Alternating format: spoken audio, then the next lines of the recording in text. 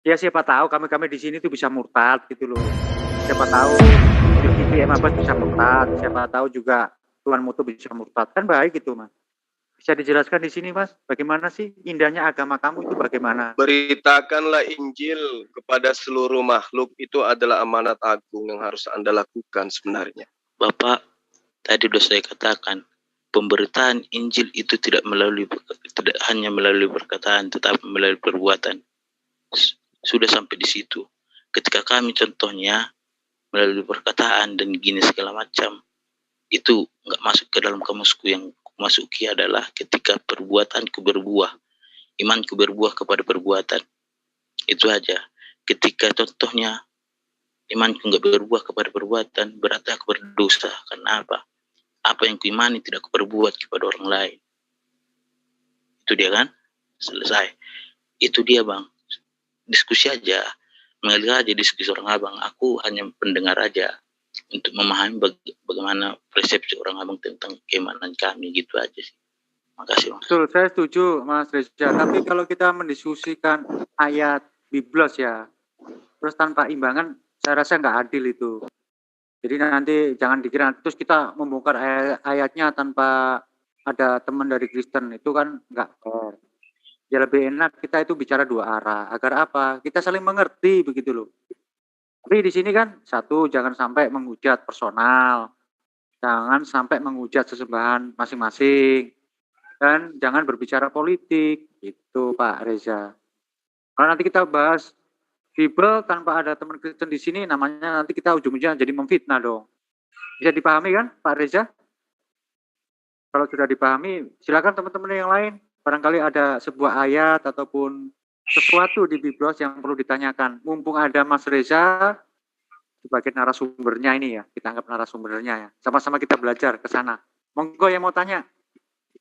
Ya, Bang Reza, sejauh mana Anda memahami perintah itu? Beritakanlah Injil, itu kan perintah itu. Kalau diberitakan itu kan artinya disampaikan.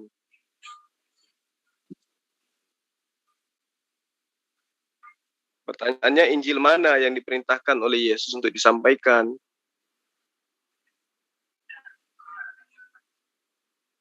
Injil Markus kah, Injil Lukas kah, Injil Matius kah, atau yang mana yang Yesus maksud gitu. Kalau Anda mengatakan bahwa menginjili itu tidak hanya menyampaikan, tetapi bagaimana kita memperlihatkan perbuatan-perbuatan yang baik, itu juga dipahami oleh ateis pun seperti itu. Tapi apakah kemudian perlakuan baik yang kita lakukan itu berdasar terhadap perintah Tuhan? Sementara Yesus di dalam Matius 7 mengusir orang-orang yang berlaku baik, mengusir setan dengan nama Yesus, bermujizat demi nama Yesus, bernubuat demi nama Yesus. Tapi Yesus katakan, kalian semua adalah pembuat kejahatan. Kenapa? Karena orang-orang ini berlaku di dalam hidupnya melakukan kebaikan. Saking baiknya sampai dia bisa mengusir setan. Setan takut sama dia. Saking baiknya mereka ini bisa bernubuat, bercerita tentang masa yang akan datang. Saking baiknya dalam perilaku buah-buah kehidupannya, dia mampu ya menyembuhkan orang yang sakit dan seterusnya. Tapi endingnya rupanya tetap aja diusir oleh Yesus. Kenapa? Karena mereka tidak melakukan kehendak Bapa. Bapa dalam arti kata Tuhan. Tuhan dalam arti kata Allah, yang satu-satunya Allah yang benar, yang diajarkan oleh Yesus kepada murid-muridnya Bani Israel. Nah, kalau Anda sudah mengatakan, saya tidak perlu memberitakan Injil, cukup Anda lihat perbuatan saya yang mana yang baik, saya tidak berperselisihkan masalah apapun, saya mengasihi kalian, saya menyayangi kalian, tapi apakah itu berdasar terhadap kehendak Bapa itu sendiri?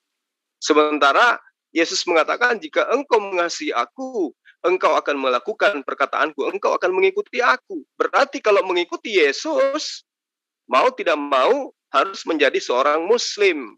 Karena Yesus ketika dia datang mengajarkan kepada Bani Israel tentang Tuhan, tentang kaidah cara beribadah, cara menyembah, Yesus mencerminkan, menteorikan, dan mempraktekkan pola hidup sebagai seorang Muslim, bukan mencerminkan atau mempraktekkan pola hidup sebagai seorang Kristen. Karena itulah saya mengatakan, yuk Anda laksanakan penginjilan, ajarkan apa yang Anda tahu tentang iman Anda, mana tahu kita bisa berdialog, membangun sebuah paradigma berpikir di mana masing-masing kita tentu akan memahami sesuai dengan apa yang kita pahami berdasar terhadap kitab yang kita anggap suci gitu loh. Silakan Bang. Kalau tidak mau dengan saya, boleh dengan yang lain. Di sini juga ada saudara Fajar gitu. Fajar siapa tadi? Puta Galung atau apa? Ini juga ada Else Dir Dompas, silakan kalau mau berdialog. Ya.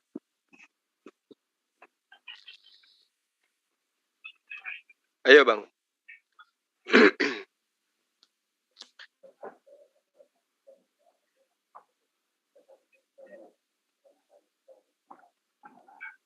Bang Resa di Medan di mana Bang?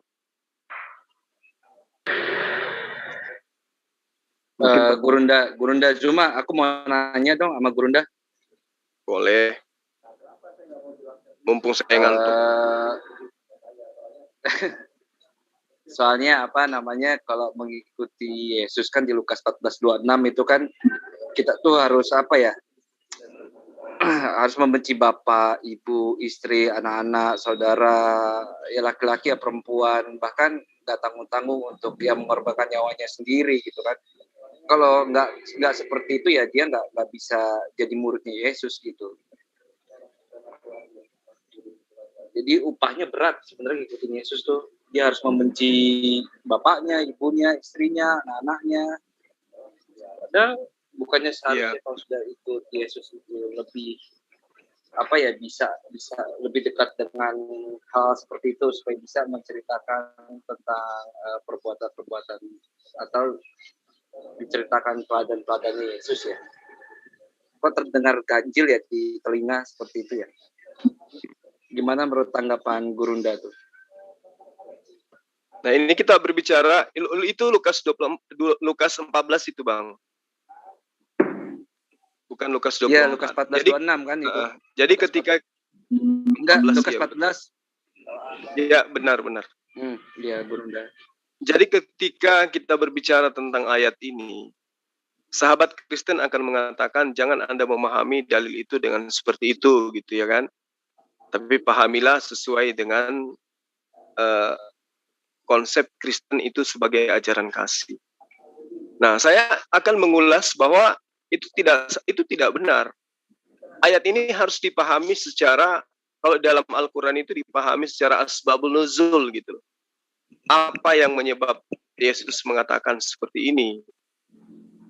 Nah, jadi sahabat-sahabat itu harus membedakan antara perkataan Yesus kepada orang yang sesaman dengan dirinya, di mana saman itu tentu tidak sama dengan saman hidup kita sekarang, baik itu Kristen maupun Islam. Ini berbicara mengenai Yesus dan ruang lingkup Yesus pada masa itu. Dalam arti kata, hubungannya dia dengan umatnya dia, hubungannya dia dengan kondisi di mana dia hidup pada masa itu. Nah, apakah Yesus ketika dia datang mengajarkan siapa dirinya kepada Bani Israel, Yesus itu diterima? Tidak. Dia tidak diterima. Karena itulah kemudian pernyataan Yesus ini seperti itu. Jikalau seorang datang kepadaku dan ia tidak membenci bapaknya, ibunya, istrinya, anak-anaknya, saudara-saudaranya laki-laki dan perempuan. Ya. Kakak, ibu udah bobok sana. Bahkan nyawanya sendiri, maka ia tidak akan dia tidak bisa menjadi muridku. Jam 11 nak. Bobok Artinya, iya Pak, aku bobo bentar. Sorry. Artinya untuk menjadi seorang murid itu syaratnya Yesus sudah terangkan pada mereka, bukan kepada orang Kristen loh. Ya, jadi jangan GR. Ini kepada orang-orang Yahudi,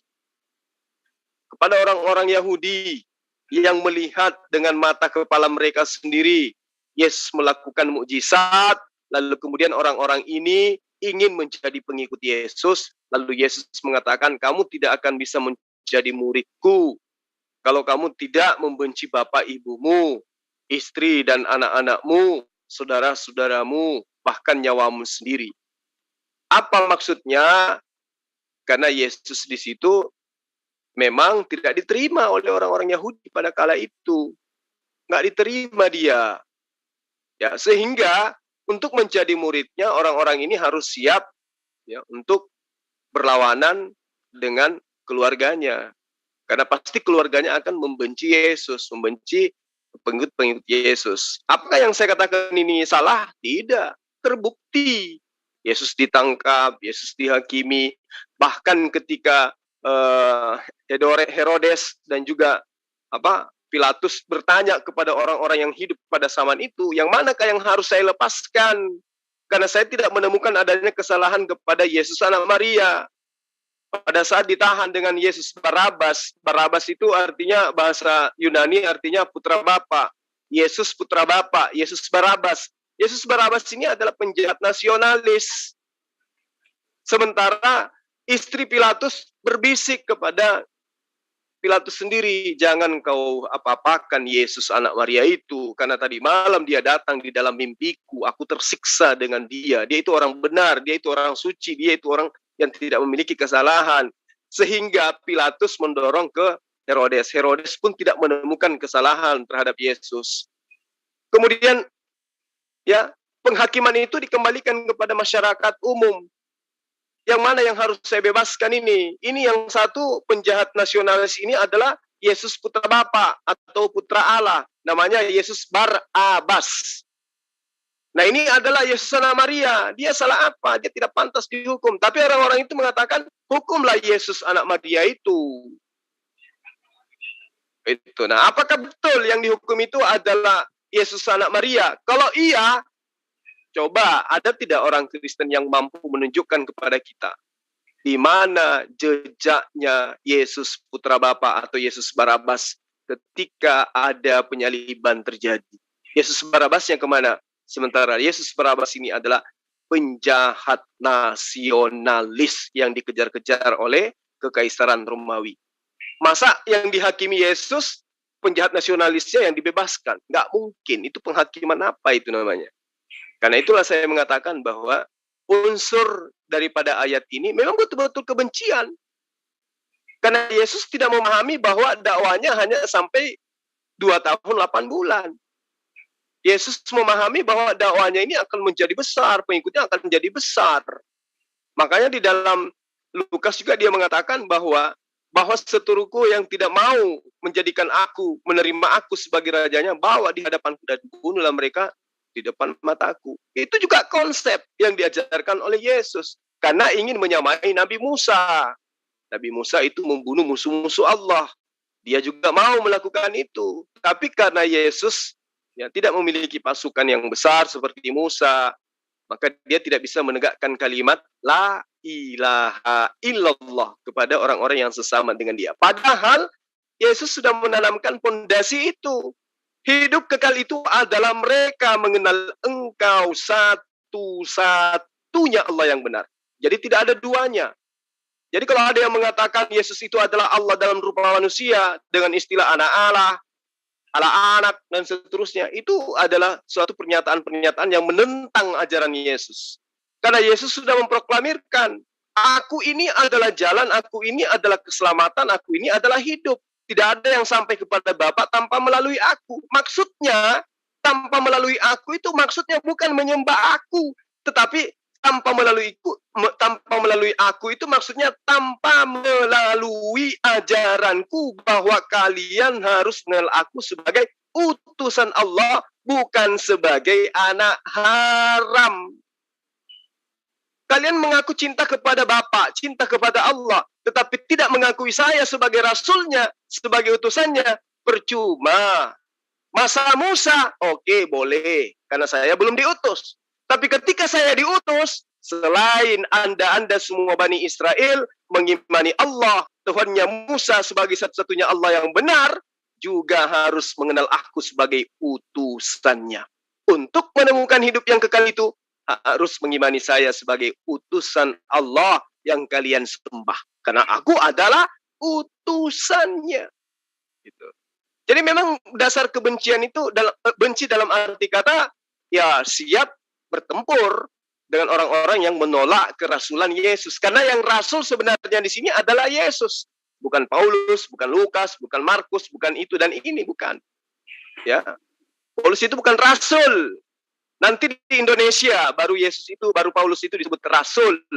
Karena lembaga Alkitab Indonesia mengambil kata rasul dari Al-Quran. Apostolos itu bukan rasul.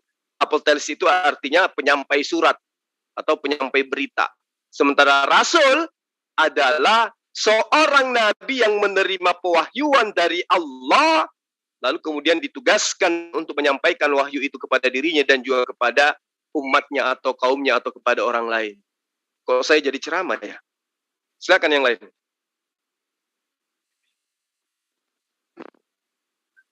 Udah pada tidur semua? Ya udah, ayo tidur. Masih nyimak. Masih nyimak. Belum. Saya Belum. menjelaskan sambil tertidur ini. Masih bangun, Bang. Oh, masih bangun. Ayo, apa nggak ada yang merasa menanggapi pernyataan saya? Silakan dong. Oh, tadi kan siapa Gultom itu tentang hasilnya, Bang, itu yang buah hasilnya itu. Coba diterangkan, kan ada dalam melihat seseorang itu dengan hasilnya gitu. Gitu. Oh Dari iya, hasilnya, betul. Dari buahnya. Iya. Nah, kan Gultom ini ngomong yang begitu harus aja. dipahami. Ya, ini Iya, harus dipahami, Bang. Yesus juga mengatakan seperti itu. Jadi di dalam pengajaran Yesus itu kan guru. Yesus itu adalah rabi, dia adalah imam. Ya, dia adalah orang yang terpelajar dalam hal pemahaman tentang konsep ajaran Yudaism. Itulah Yesus. Nah, sebagai guru, dia memberitakan dua hal. Pertama adalah domba. Domba ini adalah muridnya. Makanya dikatakan di dalam Yohanes 10 ayat 27, aku mengenal dombaku atau muridku atau muridku mengenal aku, muridku ini mendengarkan perkataanku dan mengikuti aku. Itu satu. Berarti Yesus mengajarkan ada sisi golongan domba. Yang kedua, di kalangan Yesus juga ada serigala. Serigala ini pandainya karena dia juga menyamar domba. Makanya Yesus mengatakan, di tengah-tengah kalian, waspadalah, akan datang kepada kalian domba yang menyamar seperti serigala. Kisi-kisi pengajaran Yesus itu apa aja? Waspada kepada keturunan Benyamin. Kedua, kepada orang-orang Farisi. Orang yang mengaku bertemu dengan Mesias. Dan yang keempat, orang yang membawa-bawa namaku. Jadi dia membawa nama Yesus, mengajarkan kemana-mana dengan membawa nama Yesus.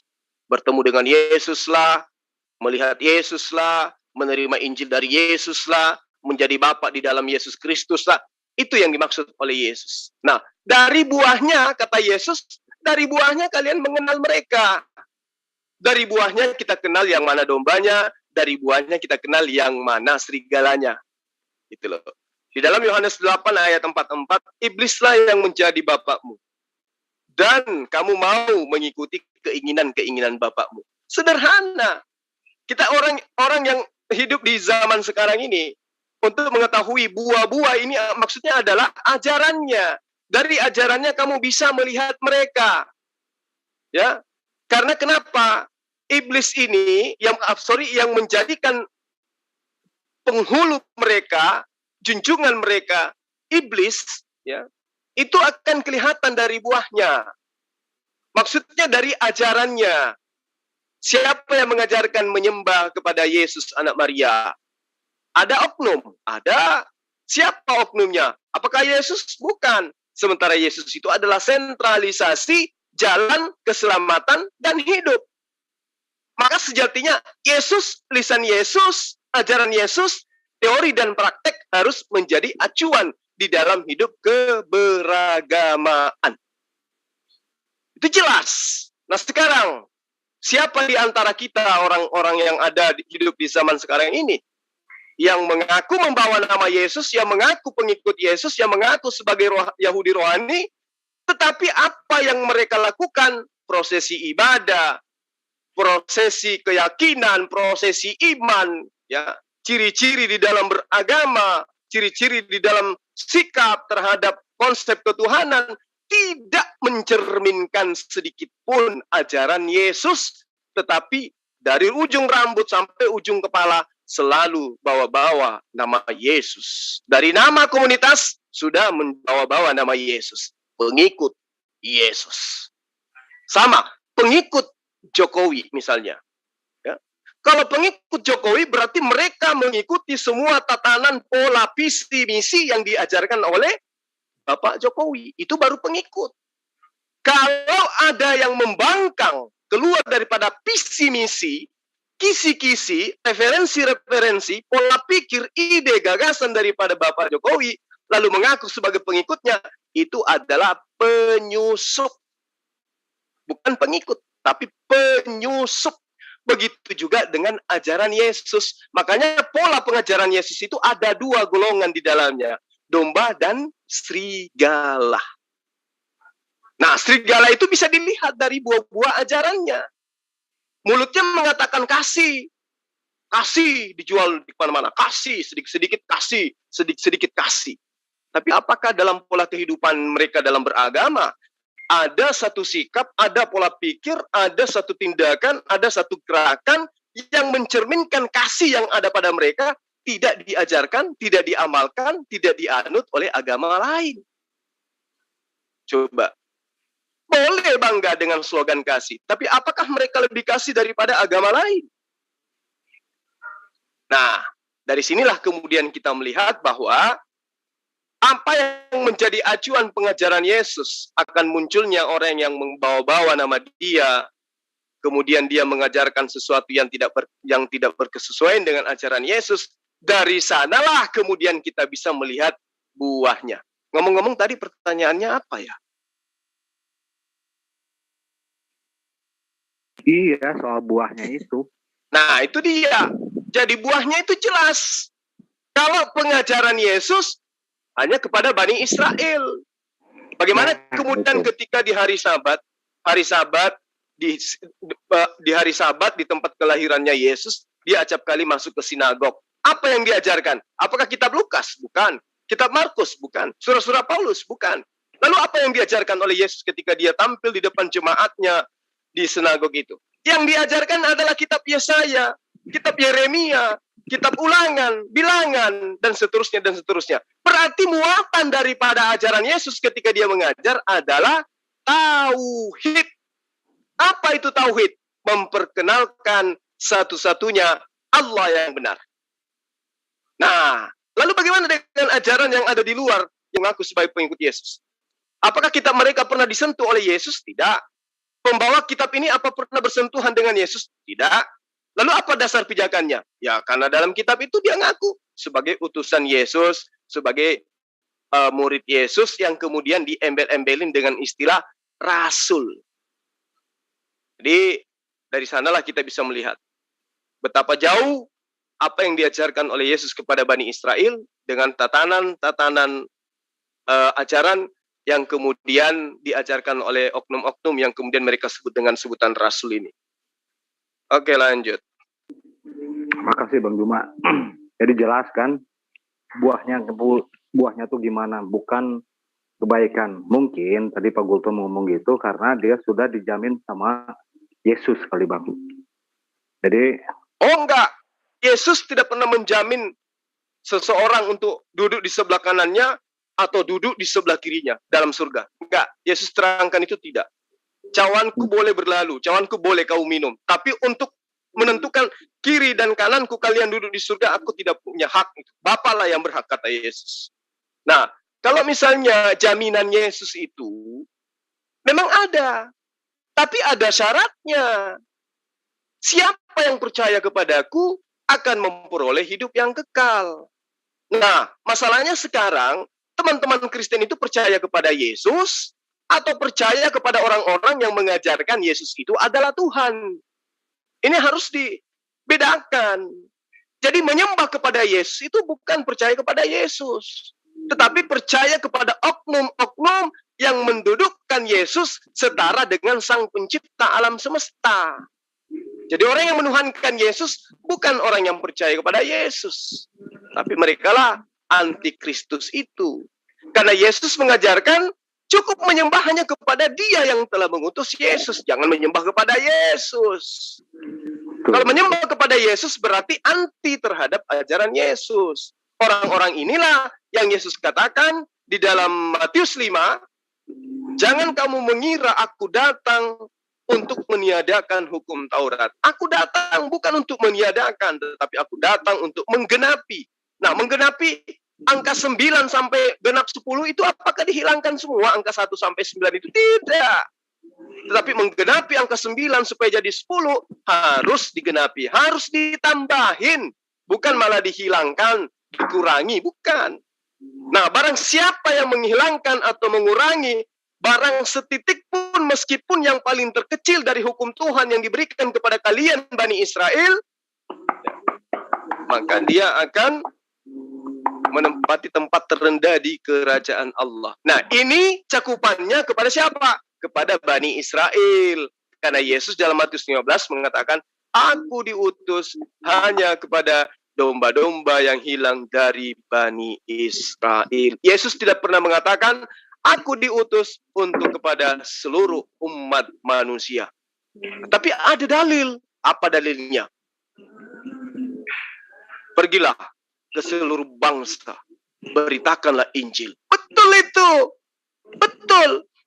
Jadi pergi ke seluruh bangsa, beritakan kepada orang-orang bahwa Yesus itu adalah Nabi, Yesus itu adalah Rasul Allah, Yesus itu adalah utusan Allah yang khusus dispesialiskan, diutus oleh Allah untuk Bani Israel. Pergi ke seluruh dunia, sampaikan itu kepada orang-orang banyak.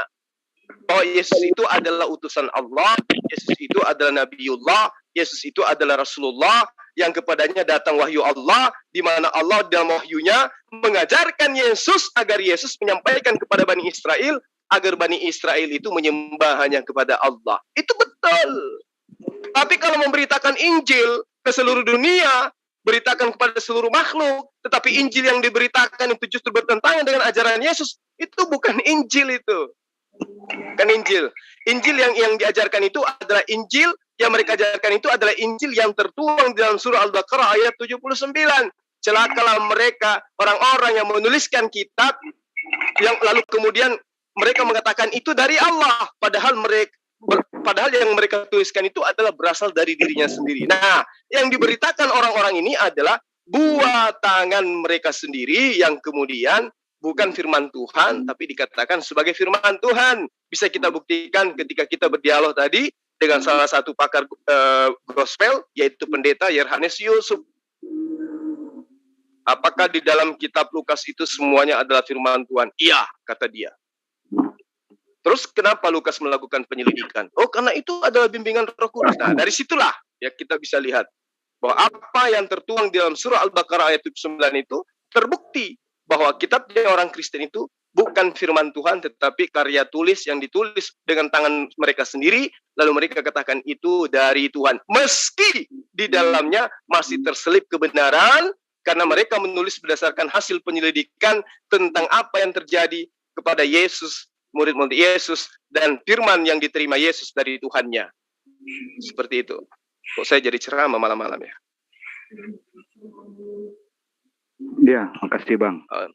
Makasih Bang. Ya. Jadi jelas kan, dalam artian ya Pak Gultom itulah. Mungkin Pak Gultom mau nerima atau enggak itu terserah. Imani saja. Mungkin Pak Gultom gitu. Makanya saya saranin Pak Gultom baca dari A sampai Z, dari Kejadian sampai Wahyu. Masa kalah Pak sama orang Muslim? Itu aja. Mungkin yang lain silakan.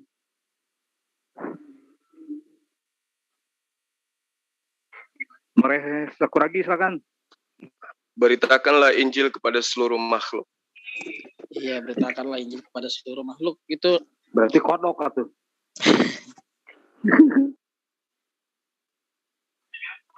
Dia kalau makhluk kan kodok, pembuhan, kecoa, makhluk kan? Iya. Kita tinggal tunggu nanti gereja untuk khusus kucing. Nah itu gimana tuh Pak Gultom? Untuk surah Al-Mahuk gimana menurut Pak Gultom? Dari perkataan orang abang, aku tahu bagaimana orang abang, apa yang diajarkan di apa namanya di agama orang abang. Itu aja bang, aku nggak mau membahas, aku hanya pendengar aja. Di chat itu udah ada beberapa yang ku bilang. Terima kasih bang, saya kembalikan.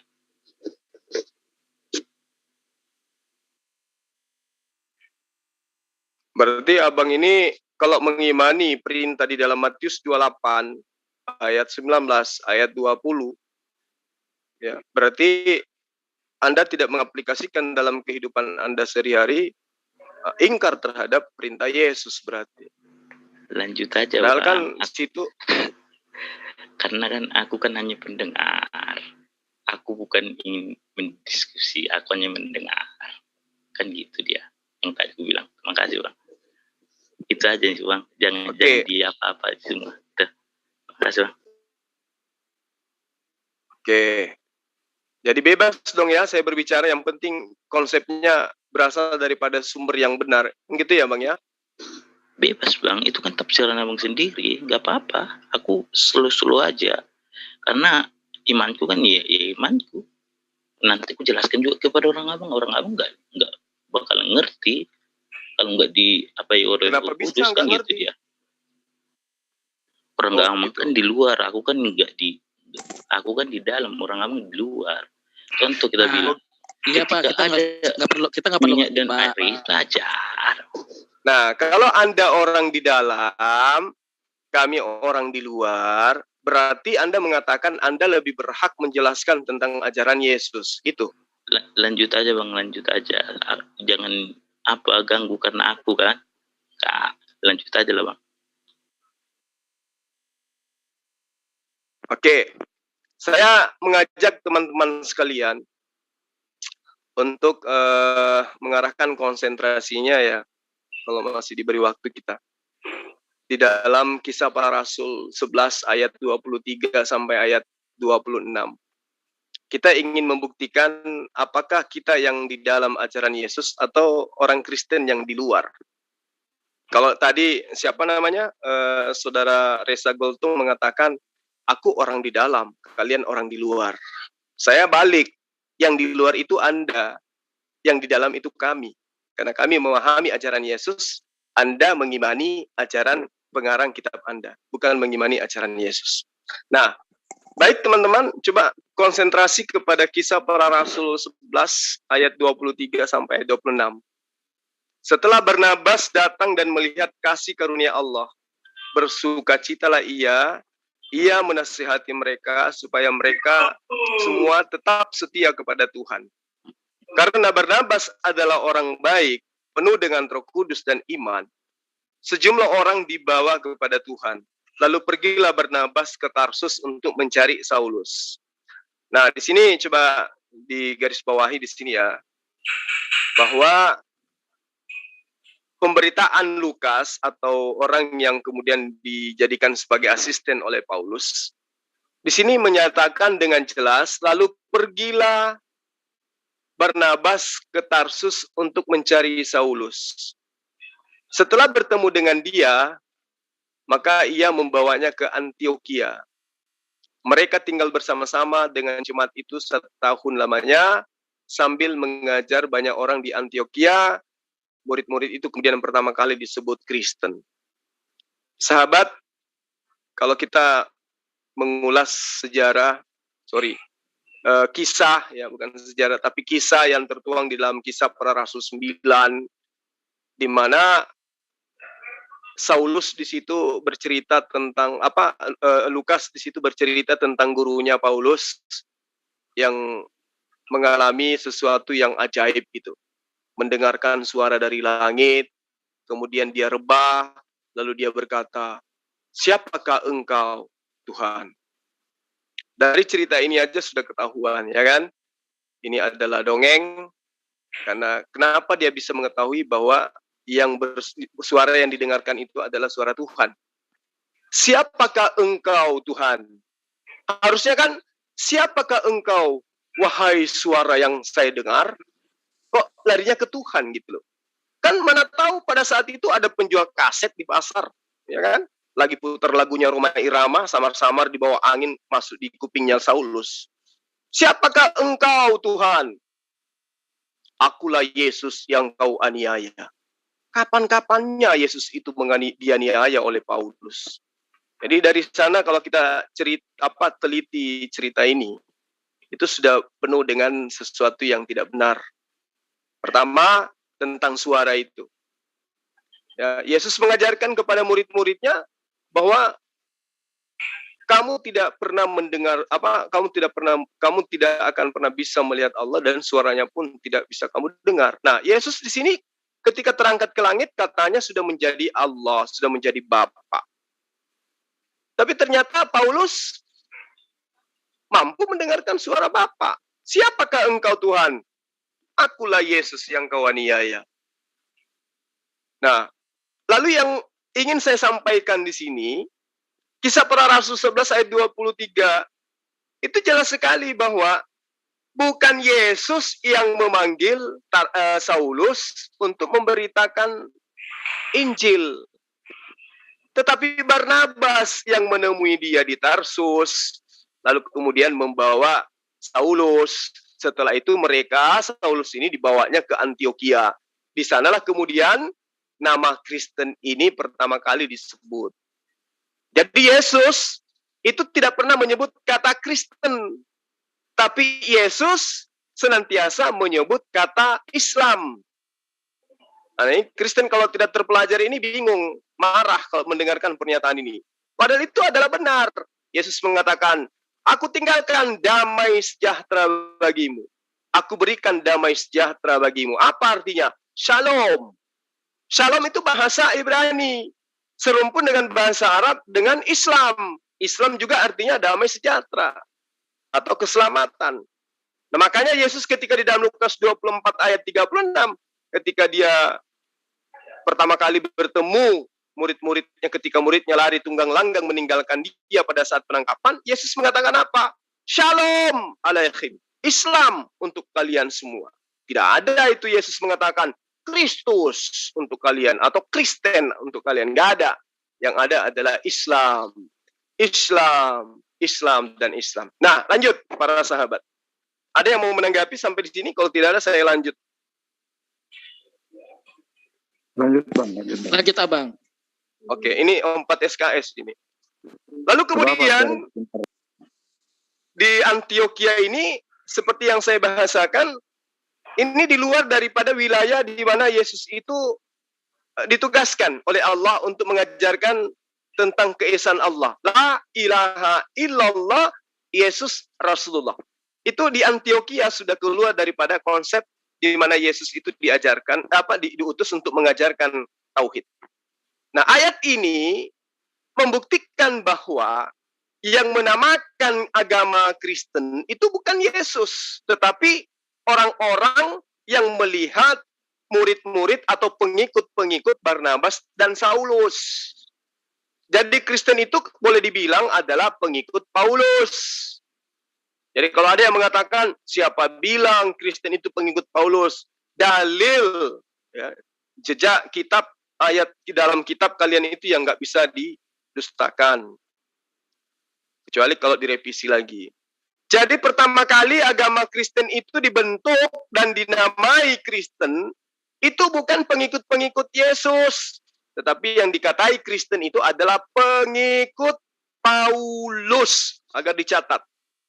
Nah, dalam hal ini dilakukan di sebuah daerah yang bernama Antioquia. Di mana Antioquia ini? Di Turki. Apakah Yesus berada di Turki? Tidak. Yesus berada di mana? Di Palestina bersama dengan murid-muridnya, tepatnya di Nazaret, ya, di Yudea. Di situ dia berkeliling sampai dia diangkat ke langit. Tidak pernah sampai ke Antioquia, nggak pernah sampai ke Turki dia. Jadi Kristen itu muncul pertama kali di mana? Di Antioquia. Di mana itu? Di Turki, bukan di Palestina. Ini dicatat.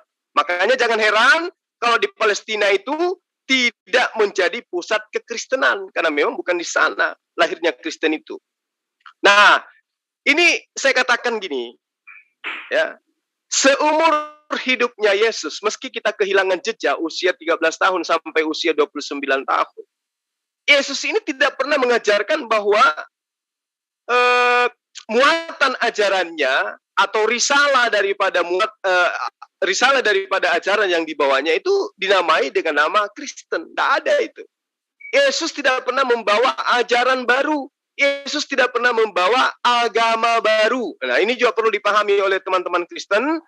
Oh, Yesus itu bukan membawa agama. Yesus itu tidak pernah mengajarkan agama. Kenapa dia orang Kristen mengatakan begitu? Karena mereka tahu Yesus tidak pernah mengajarkan agama Kristen. Padahal agama itu artinya ajaran, konsep, asas. Itulah agama. Jadi mereka mengatakan Yesus tidak pernah mengajarkan agama, tetapi agama mereka Kristen. Kan lucu. Yang benar adalah Yesus tidak pernah mengajarkan ajaran Kristen. Yesus tidak pernah mengajarkan agama Kristen, tetapi Yesus mengajarkan agama tauhid. Apa itu? Ajaran mengesahkan Sang Pencipta alam semesta.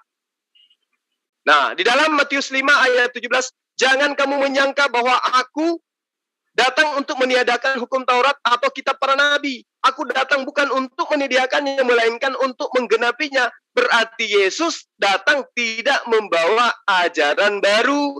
Berarti Yesus tidak datang membawa agama baru. Agama Kristen lagi-lagi kehilangan arah. Di dalam Matius 5 ayat 18, karena aku berkata kepadamu, sebelum langit lenyap, bumi lenyap, satu titik yang paling terkecil di dalam hukum Taurat itu pun tidak bisa dihilangkan. Sebelum semua terjadi. Apa yang terjadi? Kalau orang Kristen menyuaninya gini, sebelum Yesus mati di tiang salib, semuanya tidak boleh dihilangkan. Tapi ketika Yesus sudah mati di tiang salib, semua hukum Taurat dihilangkan. Digenapin maksudnya. Dihilangkan dengan embel-embel digenapin. Yang tadinya babinya haram, menjadi halal. Jadi sesuatu yang haram ketika digenapi, berubah dia menjadi haram, menjadi halal. Itu konyol. Digenapi itu maksudnya disempurnakan Yesus ajaran Taurat itu. Maksudnya disempurnakan, Yesus datang memproklamirkan bahwa Taurat itu adalah ajaran benar. Itu yang dimaksud digenapi. Makanya Yesus mengatakan, siapa yang meniadakan meskipun yang paling terkecil, tempatnya neraka. Siapa yang menjalankan, apalagi mengajarkan kepada orang lain, tempatnya surga. Nah, lalu siapa yang datang mengajarkan? Galatia 5 ayat 1. Dengan matinya Yesus di tiang salib, maka kita dibebaskan dari aturan-aturan Tuhan di dalam kitab Taurat, dan kita dimerdekakan dari penghambaan. Jadi wajar kalau orang Kristen itu tidak pernah menyembah Tuhan. Yesus seumur-umur, Kristen seumur-umur tidak pernah menyembah Sang Pencipta alam semesta. Yang mereka sembah adalah ciptaan Tuhan Sang Pencipta alam semesta bernama Yesus. Itu yang mereka sembah. Jadi sahabat-sahabat sekalian, ya, di dalam Matius ayat 20, ayat 19, ayat-ayat selanjutnya maksud saya, di situ Yesus dengan terang mengatakan siapa yang menghilangkan, maka dia akan duduk di atas api neraka. Siapa yang melaksanakan dan mengajarkan, maka dia akan duduk di dalam surga Jannah atau Paradiso di dalam bahasa Yunani.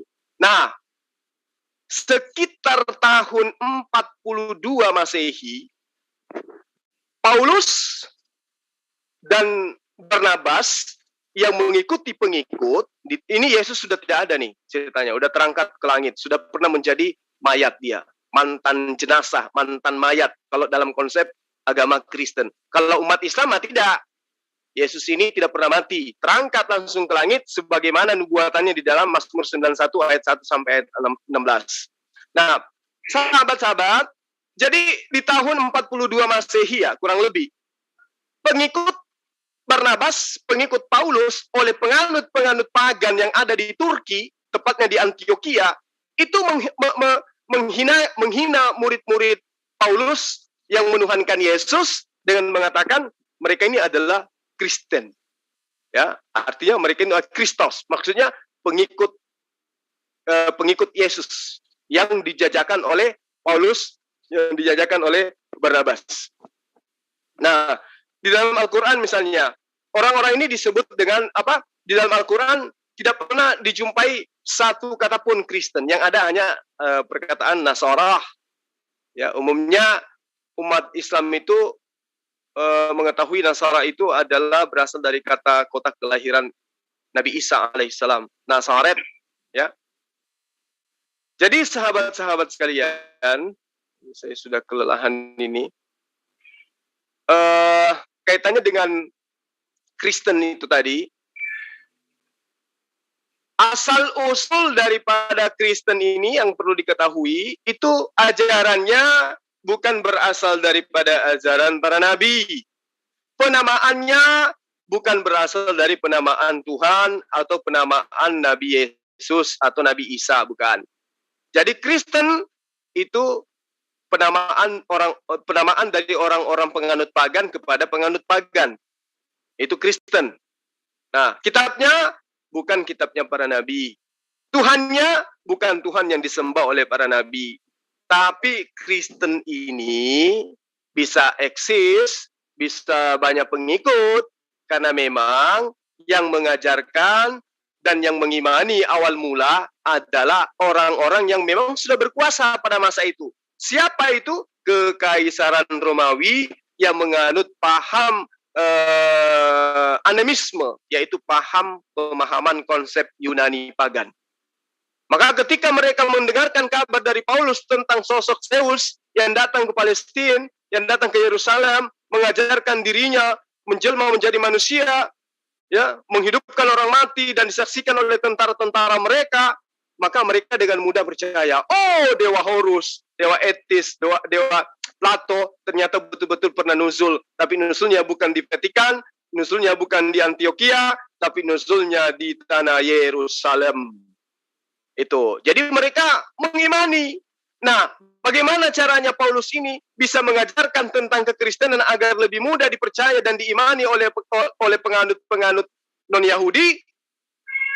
Paulus mengambil beberapa rangkaian konsep di dalam kitabnya Bani Israel, yaitu yang telah diterjemahkan ke dalam bahasa Septuaginta.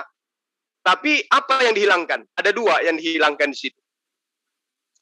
Yang dihilangkan pertama adalah hukum sunat. Jadi Paulus menghilangkan hukum sunat. Karena kalau hukum sunat yang diwajibkan di dalam kitab Taurat itu diajarkan kepada orang-orang non-Yahudi, ditendang itu ajaran. Dibuang sama orang-orang Romawi, orang-orang Yunani. Andai Paulus masih menyisahkan dalil-dalil haramnya perintah membunuh orang-orang yang tidak bersunat. Seperti di dalam Kejadian 17 ayat 14 itu. Untung saja Paulus cerdas. Jadi dikatakan, barang siapa yang menyunatkan dirinya, maka Yesus Kristus tidak berguna baginya. Nah, orang-orang itu bahagia mendengar itu. Oh, kita tidak diwajibkan bersunat. Hore, hore. Mereka bahagia menerima konsep dari Paulus. Itu yang pertama. Yang kedua, Paulus ini cerdas. Makanan kegemaran tentara Romawi dan Yunani, orang-orang penganut pagan, penyembah kepada roh-roh, itu tidak diharamkan.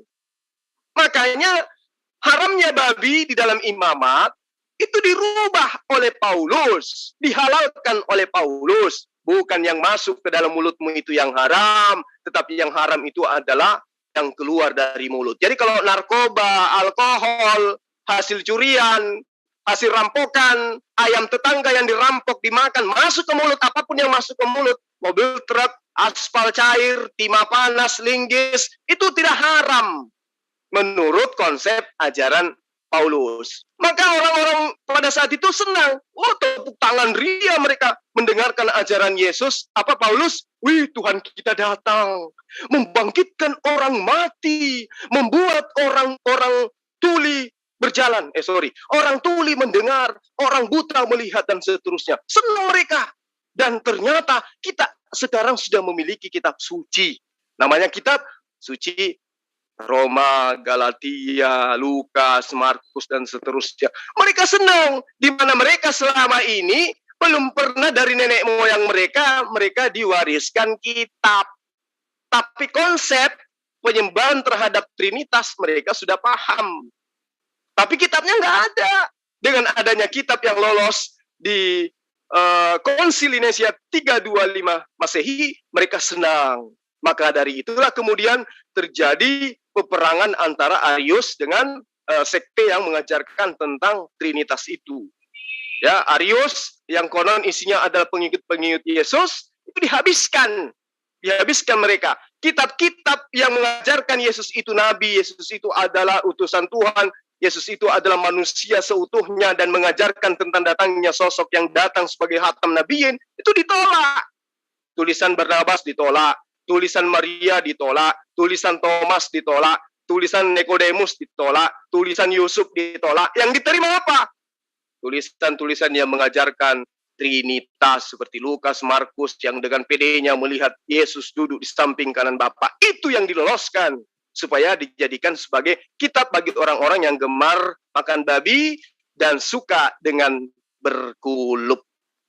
Saya kira seperti itu sahabat-sahabat sekalian. Kuliah kita pada malam hari ini kita selesaikan karena saya lihat semua sudah pada tertidur. Tinggal saya sendiri yang bicara sendiri. Oke, untuk membuat Bang Zuma nggak tidur ini, saya ada pertanyaan untuk Bang Zuma ini. Boleh nggak ini, Bang? Wih, bertanya pula. Tadi kan Bang Zuma mengatakan itu bukan ajaran Yesus ya, tapi ajaran Paulus. Paulus ini kan pinter ya katanya. Yang jadi pertanyaan saya ini, apa sih dalam pemikirannya si Paulus ini sampai katakanlah merubah ajarannya Yesus kepada ajarannya si Paulus? Itu satu. Keduanya lagi, apakah Paulus itu ada indikasi ataupun ajaran masalah perpuluhan? Itu yang jadi pertanyaan saya. Ini apa? Pemikiran orang ini apa? Kok sampai bisa merubah? Ya, ajaran harusnya itu ajaran Yesus yang murni, kenapa dirubah? Masalah sunat dan lain sebagainya. Saya ulangi lagi. Yang keduanya lagi, apakah ada itu ajaran Paulus masalah perpuluhan? Kalaupun ada, saya jawab sendiri. Berarti indikasinya cari duit dia itu, Bang. Monggo dijawab. Baik. Saya membacakan ayat suci Al-Quran. A'udzubillahi minasyaitonirrajim. Bismillahirrahmanirrahim. Fawailul lilladzina yaktubuna al-kitaba bi aydihim thumma yaquluna hadza min indillah liyastaru bih thamanan qalila wa wailul lahum mimma katabat aydihim wa wailul lahum mimma yaksibun. Di situ ada kata qalila. Qalila itu artinya sedikit, secuil. Kecelakaan yang besarlah bagi orang-orang yang menulis Alkitab. Maksudnya di sini kitab, beberapa kitab atau beberapa buku dengan tangan mereka sendiri, lalu dikatakan ini dari Allah dengan embel-embel dari bimbingan Roh Kudus. Dengan maksud apa? Untuk memperoleh keuntungan yang sedikit dengan perbuatan itu. Maka kecelakaan yang besarlah bagi mereka akibat apa yang ditulis oleh tangan mereka sendiri, dan kecelakaanlah yang besar bagi mereka akibat apa yang mereka kerjakan. Al-Quran telah menerangkan dengan keterangan yang nyata. Thamanan qalila. Ya, jadi di situ dikatakan sangat sedikit. Nah, apa keuntungannya? Ya, namanya dikenang. Itu aja. Keuntungan itu aja. Sampai kiamat dunia ini namanya terus dikenang. Hanya itu. Apakah ada langsung terhadap dirinya? Dari perbuatannya ini ada. Apa itu? Kekal di dalam neraka. Itu. Karena dikatakan kecelakaan besar. Kalau kecelakaan besar, berarti fi nari jahannam khalidina fiha. Mereka kekal di dalamnya. Nah, lalu kemudian bagaimana dengan perpuluhan? Nah, ini juga kaitannya dengan itu. Jadi bagaimana kemudian dia mengambil pajak dari orang-orang yang ada sekelilingnya. Dia tidak meninggalkan perpuluhan. Padahal perpuluhan hukumnya itu sama kedudukannya dengan sunat kulub. Sunat kulub itu adalah perjanjian kekal Allah kepada semua keturunan Abraham. Secara turun-temurun. Kalau berbicara turun-temurun berarti siapapun yang terikat di dalam gelombang perputaran generasi ke generasi hidup di tengah-tengah hukum itu, maka wajib hukumnya dia disunat. Nah, kalau perpuluhan gimana? Perpuluhan itu adalah kewajiban kepada Bani Israel untuk menyumbangkan hartanya, yang mana hartanya ini diperuntukkan 1/10 untuk siapa? Untuk Bani Lewi. Bukan untuk Benyamin, bukan untuk Bani Yusuf, bukan untuk Bani-Bani yang lain, tetapi hanya dikhususkan kepada Bani Lewi. Pertanyaannya, apakah masih ada Bani Lewi di Nusantara ini? Nggak ada. Kenapa perpuluhan masih melaju dengan kencang? Karena itu adalah bisnis utama dari kekristenan. Bulus ya, Pak. Demikian. Bulus. Bulus. Ya, bulus. Bulus, teman-teman. Bulus. Jadi Bulus. ajarannya Yesus yang masalah sunat dihilangkan. Tapi ajarannya yang perpuluhan tetap dilestarikan. Padahal siapa tadi? Beni itu udah nggak ada. Beni sudah nggak ada. Jadi Bani Levi. Beni Levi sudah nggak ada. Tapi arahnya ke Fulus. Sadarlah teman-teman, sadar. Jadi kalau nggak mau gini, sadar ya silakan gitu aja. Bang Juma, jadi gini. Jadi perpuluhan itu Alkitabiah tetapi tidak Injiliyah. Itu bukan lagi ajaran. Nah, ini kok aneh lagi. Ajaran Kristen. Alkitabiah tapi tidak Injiliyah ini gimana maksudnya? Jangan bikin yang saya mumet ini, jangan dibikin mumet lagi Bang Juma. Gimana ini istilahnya ini? Maksudnya kita harus ikuti. bertanggung jawab ini. Ya, jadi perpuluhan itu hanya seputar orang-orang yang menganut kitab Alkitabiah. Alkitabiah dalam arti kata adalah kitab-kitab yang diwahyukan oleh Allah kepada para nabi. Itulah Alkitab. Alkitab ini kan ada 4. Toh, ada Al-Quran, ada Injil, ada Zabur, ada Torah. Itu yang dimaksud dengan Alkitab. Nah, perpuluhan itu hanya berlaku kepada 3 Alkitab ini, Torah, Zabur, dan Injil, kepada umatnya. Dan hanya dikhususkan sedekah ini kepada suku Lewi. Kalau ada yang suku-sukuan di sini yang mengajarkan perpuluhan, itu penipuan. Saya boleh taruhan di mana dalilnya perpuluhan untuk di luar dari Pak Distor, untuk di luar Bani Lewi. Di mana dalilnya? Mereka berlandaskan itu kenapa? Karena mereka mengatakan bahwa perpuluhan itu dibayarkan kepada imam-imam. Nah, imam di sini siapa? Imam di sini adalah Bani Lewi. Bukan imam dari Bani Batak, Bani Toraja, Bani Ambon, Bani Manado, bukan. Tapi Bani Lewi. Gitu. Oke, Bang. Baru paham dari ujung-ujung. Berarti ini ajaran Paulus dong kalau gitu, Bang, ya. Kalau dari tadi omongan kita nih. Iya. Begini, Bang. Ada di 2 Korintus 12 ayat 16. Itu tentang kebohongan Paulus. Coba Abang bisa terangkan kenapa mereka nggak bisa baca hal ini gitu, Bang. Silakan, Aku aja yang nerangkan itu. Oh, silakan. Begini loh ya. Dalam surat itu kan tadi yang disebutkan Mas Chan itu jadi begini ceritanya. 2 Korintus 2. Indah sekali, Bang. Betul, jawabannya Terima kasih atas pujiannya. Betul itu. Iya, ini saya juga catat jawabannya tadi. Bang Juma, berarti itu Arius itu sebenarnya yang tauhid ya, Bang ya, Arius ya. Ya, betul. Arius itu yang tauhid. Tapi dibantai atau disingkirkan. Kalau nggak dibantai sama Ananias. Iya, Ananias itu. Nah, pertanyaannya Ananias ini siapa, Bang? Ya, itu Muridnya adalah Paulus. kelompok orang yang mengajarkan tentang Trinitas. Oke, apakah ada ceritanya tentang Ananias, Bang? Kalau itu sih di dalam kitabnya Lukas diceritakan Ananias ini adalah seorang yang dianggap sebagai orang suci juga. Tapi kalau yang Ananias yang berperang dengan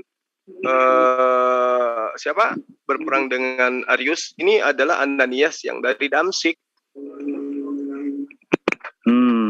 Iya. Iya. Oke. Dia Jadi ini adalah tangan kanannya Saulus. ya orang-orangnya juga dong kayak begitu. Iya emang.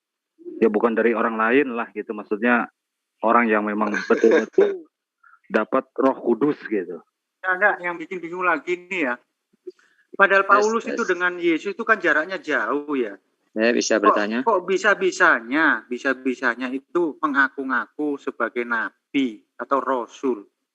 Nah itu loh, itu jelunturnya dari mana toh itu? Aneh ini. Ini gimana toh itu? Jadi sebelum pernah ketemu dengan Yesus satu, nggak ada hubungan sanak saudara.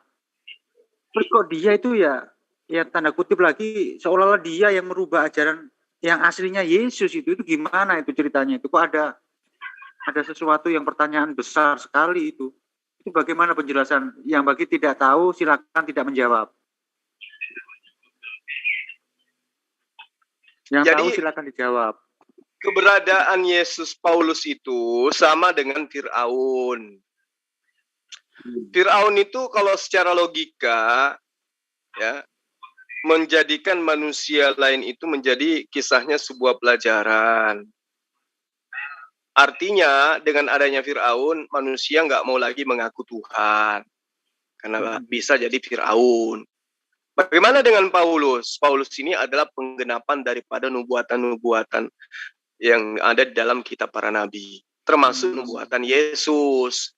Kalau nubuatan itu tidak tergenapi, berarti ya Yesus diragukan kenabiannya kan gitu. Jadi Paulus ini adalah oknum yang sudah dinubuatkan. Kejadian 49, bagaimana Yakub bercerita tentang semua anaknya satu persatu, nasib anaknya satu persatu, dan tertuju kepada Benyamin, dia adalah serigala. Gitu. Nah, apakah pada masa Benyamin hidup, dia memang betul-betul serigala bagi saudara-saudaranya? Tidak. Berarti keturunannya yang akan menjadi serigala bagi saudara-saudaranya. Nah, siapa keturunannya kemudian yang dengan gagah berani mengatakan dirinya adalah dari suku Benyamin? Paulus. Roma 11 ayat 1. Aku adalah keturunan Abraham. Ya, dari suku Benyamin. Seperti itu, Bang. Tes, bisa bertanya? Oke, ada yang mau bertanya, Bang Juma ini siapa sih? Bapak Simon Muslim. Oh, Pak Simon, silakan Pak Simon. Ya. Bentar, Pak Simon, saya nanya dulu, Pak Simon, mohon maaf, Kristen atau Muslim? Saya latar belakangnya dari Muslim. Latar belakang dari Muslim jadi murtad gimana maksudnya? Bukan murtad. Jadi kalau kita perhatikan kondisi sekarang ya, karena Abraham kan. Enggak, saya nanya aja Bapak agama apa? Islam. Oke. Islam ya, monggo tanya aja Pak. Nah, saya ingin bertanya ini.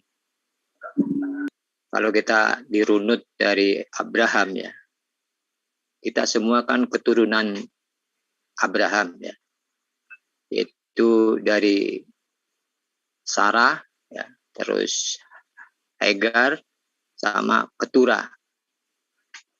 Nah ini semuanya ini akan menggenapinya.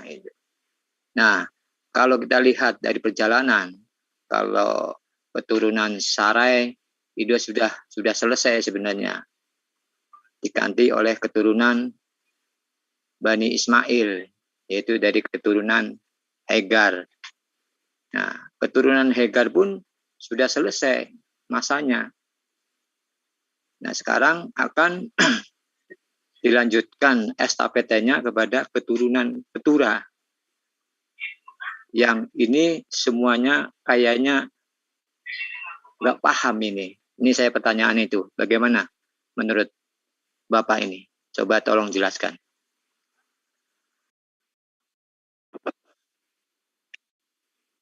Menurut Anda, Keturah ini siapa? Coba kita buka di dalam Kejadian 25 ayat 1 itu. Kalau di dalam Al-Quran maksud saya. Bukan, kita tetap berpedoman kepada Taurat. Anda orang Muslim. Iya. Berarti pedomannya harus Al-Quran dong ketika Anda berbicara mengenai Al-Quran. Anda kan mengatakan bahwa Anda kan mengatakan tadi bahwa zaman ya kerajaan dari Bani Ismail udah selesai dan tongkat estafet nanti akan dilanjutkan oleh Bani Keturah. Nah, Keturah menurut Anda berdasarkan Al-Quran itu apa, Pak? Kalau di Al-Quran itu tidak dijelaskan. Yang dijelaskan di Taurat, Kejadian 25. Berarti Bapak mengimani Torah daripada Al-Quran? Wah, jelas. Gitu ya? Karena itu kitab suci sama. Gak mungkin. Berarti Bapak bisa bahasa Ibrani? Iya, bisa. Alhamdulillah. Coba Bapak ayat Kejadian 25 tadi Bapak bacakan dengan menggunakan bahasa Ibrani. Ya. Saya bacakan ya.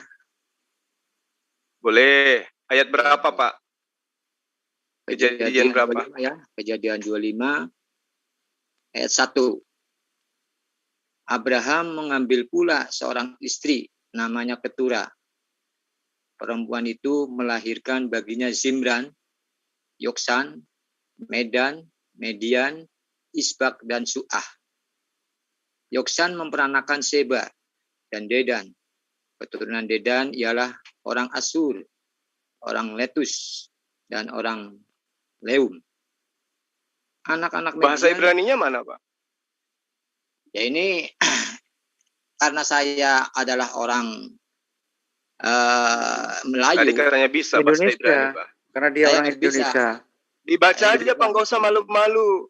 Wa Yosef, Abraham, wa Yika, Isa, Usama, Keturah. Dibaca aja bahasa Ibrani, nggak apa-apa. Kita sharing aja menggunakan bahasa Ibrani. Kalau Anda mengimani Torah. Iya, saya nggak bisa bahasa Tadi katanya Ibrani. Bisa, Pak. Enggak, maksudnya bahasa Ibrani yang artinya Bapak hanya memahami terjemahan. Iya. Ya, berarti Bapak bukan Muslim. Bapak mungkin murtadin. Bukan. Gak usah malu-malu, Pak, murtadin. Pak, saya sebentar Bang Juma. Ini Pak Simon ini Islam atau Kristen, Pak Simon? Saya nanya lagi nih. Murtadin beliau. Ya, kelihatannya ini murtadin. Kalau murtadin nggak apa-apa gini. Oke, saya satu ayat Anda bacain ya. Boleh? Ya. Saya ngetes Anda. Ya? Ya. Jangan dipersulit, Bang. Nggak apa-apa, kita ngetes aja, Bang. Biarkan mengalir aja. Nggak, ngetes aja, satu aja. Supaya jelas kalau dia Kristen, murtad, ya murtad, Bang. Ya sebenarnya kan yang namanya murtad. Ini Pak, ini ayat keempat nih, coba Bapak baca. Gimana? Ini ayat keempat.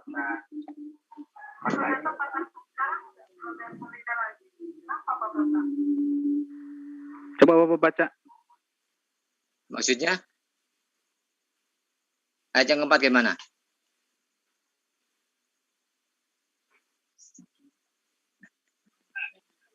Itu di screen dilihat, Pak. Bisa kamu membaca itu?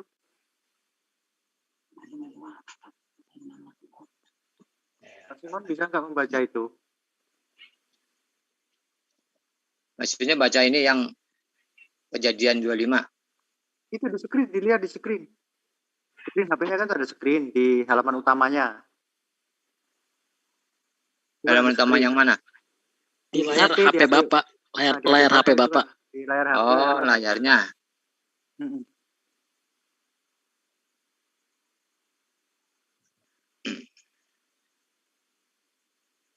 Bismillahirrahmanirrahim.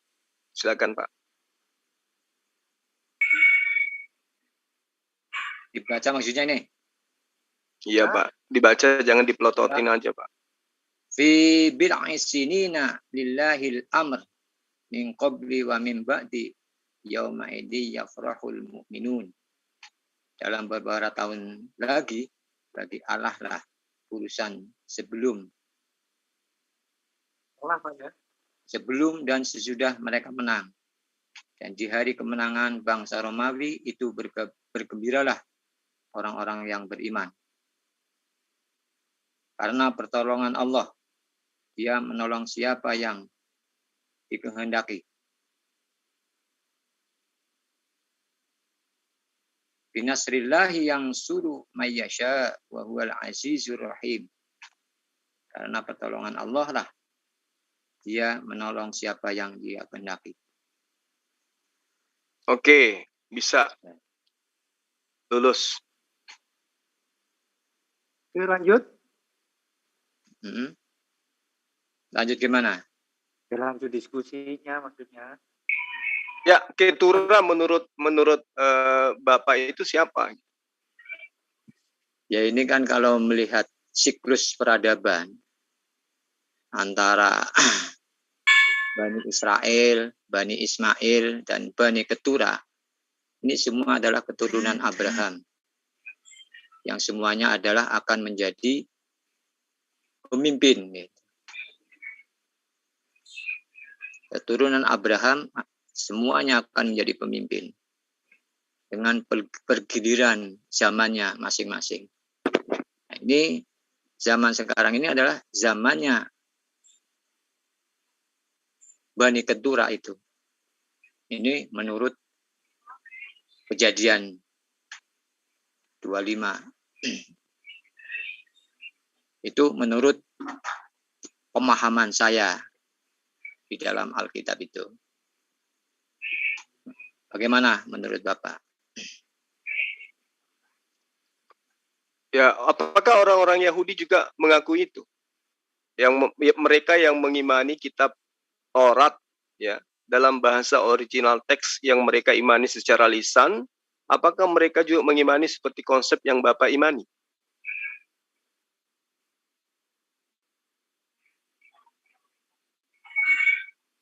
Sebenarnya kan ini karena kondisi saja. Manakala sudah waktunya, semua keturunan Abraham ini akan bersatu sebenarnya. Karena pada hakikatnya yang menyatukan itu hanyalah Allah, hanyalah Allah. Manusia tidak akan mampu menyatukan manusia. Hanya Allah lah yang akan menyatukannya. Itu menurut prinsip saya.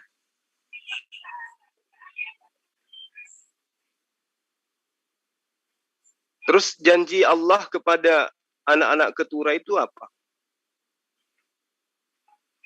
Sama dengan 10 firman Tuhan yang dibawakan oleh Nabi Musa, Nabi Isa, dan Nabi Muhammad. Semuanya sama. Karena kalau kalau Ishak dan juga Ismail kan janji Allah jelas. Nah, kalau janji Allah kepada Isba, kepada Suwa, kepada Median, Yoksan itu ada nggak, Pak? Ya semuanya. Apakah itu mereka dijanji menjadi seorang raja? Apakah mereka dijanji menjadi seorang penghulu umat atau apa gitu? Ada nggak? Ya semuanya kalau memang belum terjadi, itu memang semuanya begitu. Seperti bagaimana pada saat Yesus datang. Semuanya dari Yahudi pun menolak. Karena maksud saya gini loh Pak. Kalau Yesus kalau Ismail itu kan dijanjikan oleh Allah. Ayatnya jelas di Kejadian 17. Nah, janji Allah kepada orang-orang ini apa? Ya, pada Yoksan janji Allah apa? Simran janji Allah apa? Janji Allah kepada keturunan Ketura. Ya. Kan janji Abraham itu jelas bahwa seluruh keturunan Abraham akan mendapatkan giliran masing-masing. Di mana dituliskan itu, Pak? Ya memang kalau kita lihat di Alkitab ya, dari Taurat, Injil ya, itu memang ya namanya apa? Alkitab ya. Semua adalah rahasia Allah. Siapa yang akan dikehendaki? Tapi tentang Ismail itu bukan rahasia, Pak. Tapi ya, diterangkan di dalam dalil. Itu sudah terjadi. Iya, memang. Iya. Nah Tapi sekarang kalau belum terjadi, kalau janji tapi Allah kepada Median, anak-anak Ketura tidak ada tertuang di dalam kitab suci yang Anda imani, ya terus Anda berasumsinya itu asalnya dari mana? nah kalau kita lihat ya daripada keturunan Median yaitu Jitro. Ah, Nah, Jitro itu adalah iya. nabi keturunan dari Ketura itu. Di mana diterangkan itu, Pak? Kan dari Median itu, keturunan dari Median itu. Median itu adalah keturunan dari Siapa? Keturunan anak-anak Median yang Anda maksud itu siapa? ya keturunan Ketura itu. Kan di Iya, anak 25. Median yang menjadi nabi menurut Anda siapa? Ya Jitro itu. Nggak ada anak Median atas nama Jitro, Pak. Nggak ada. Ya, Anak pada Median saat itu Eva, Efer, Henok, Abida, dan satu lagi Elda. Nggak ada yang Bapak sebut itu sebagai anak Median. yaitu bangsa Median, maksudnya Nabi Jitro itu adalah bangsa Median. Nah, Median itu Nabi keturunan Jitro. dari Nah, Nabi Jitro ini bukannya dari Jawa Tengah, Pak? yaitu kan dari sejarah Nabi Musa pada saat membunuh tentara Fir'aun. Itu dia lari. Lari sampai ke timur. Iya. Ke Jitro sampai itu. ke Jawa. Iya. Saya tahu pahamnya seperti apa. Jadi yang jadi orang Jawa itu ialah Bani Jawi dari keturunan Abraham, dari istrinya yang ketiga bernama Ketura, betul? Ya. Berarti paham Anda itu tidak berasal dari kitab sucinya Bani Israel, Pak. Yaitu nanti juga akan tergenapi pada saatnya. Hari ini aja belum kelihatan nanti. Seperti bagaimana Nabi Ismail, keturunan dari Nabi Ismail. Itu. Karena memang dari runut tahunnya memang luar biasa jauhnya, sehingga ini sudah saatnya akan bergilirannya. Itu menurut yang Bapak ingin ajarkan itu adalah agama Jawi. Agama Jawi adalah agama Nabi Abraham, penggalian dari sebuah daerah di Jordan. Mila Abraham, Iya toh? Abraham. Yang menemukan kota purba yang bernama Jawi atau Jawa. Benar kan, Pak? Itu masalah itu ya. Ketura bukan orang Melayu. Walaupun diimani oleh sekte Bapak, beliau inilah yang melahirkan bangsa Melayu. Ketura itu Anda imani sebagai bangsa Mala atau Melayu yang adalah di mana bangsa Mala itu mempunyai darah dari keturunan Abraham. Saya paham sekte Bapak ini. Ya. Ya, jadi pijakan Bapak cuma satu, kejadian 25 itu. Nah, yang perlu Bapak pahami di sini, anak-anak Median itu tidak ada yang Bapak sebut tadi itu. Adapun pelariannya ke timur itu kan banyak, Pak. Ketika dia meninggalkan Ishak, kemudian anaknya yang lain itu pergi ke sebelah timur, ya bukan berarti ke sebelah timur itu ke Jawi, ke Jawa, bukan. Lalu kemudian berbicara mengenai Ismail. Kejadian 17 ayat 20. Aku mendengarkan permintaanmu, wahai Abraham. Ismail akan kuberkati. Kubuat beranak cucu dan sangat banyak. Dan ia akan memperanakkan 12 raja. Dan aku akan membuatnya menjadi bangsa yang besar. Itu janji Allah kepada Ismail. Sekarang coba Anda tunjukkan kepada kita yang ada di sini. Apa janji Allah kepada Zimran, kepada Yoksan, kepada Medan, kepada Median, kepada Isbak, kepada Suah? Adakah? Satu aja, Pak. Yoksan aja, Yoksan. Janji Allah kepada Yoksan yang tertulis dalam kitab terjemahan yang Anda imani sebagai kitab suci. Di kitab mana itu janji Allah tertuju kepada mereka? Ya, makanya kan kalau kita melihat ya sejarah yang masa lalu, pada saat datangnya Yesus pun ditolak semua keturunan daripada Bani Israel. Gitu.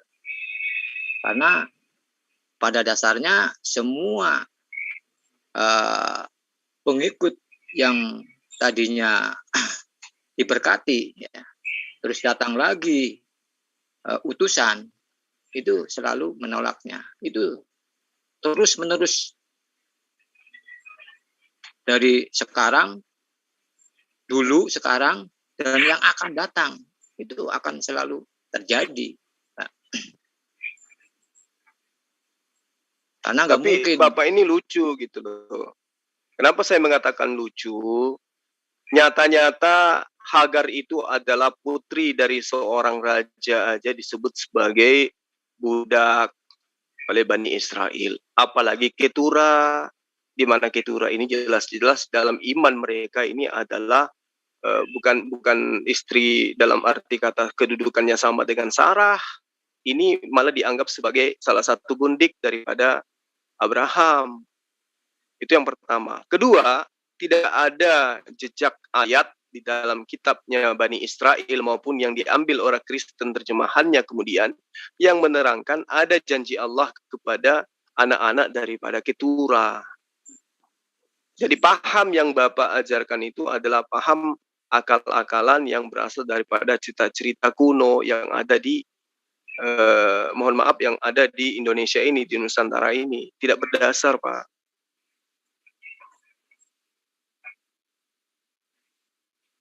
Ya itu terserah ya, tapi saya yakin ya bahwa ya silakan dengan keyakinan Bapak, itu nggak ada paksaan. Iya, saya yakin ya.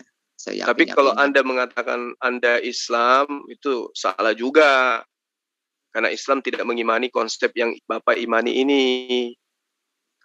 Kecuali Bapak itu Syiah, kemudian muncul di sini bertakia, sah. Itu baru bisa diterima akal. Tapi begini ya, kalau kita lihat kepada Al-Quran, Musa wa ana muslimin, Isa wa ana muslimin, Muhammad wa ana muslimin. Tidak pernah membeda-bedakan para nabi dan rasul Allah itu. Itu saja. Betul, mereka semua nabi dan rasul itu adalah muslim, benar. Iya. Iya.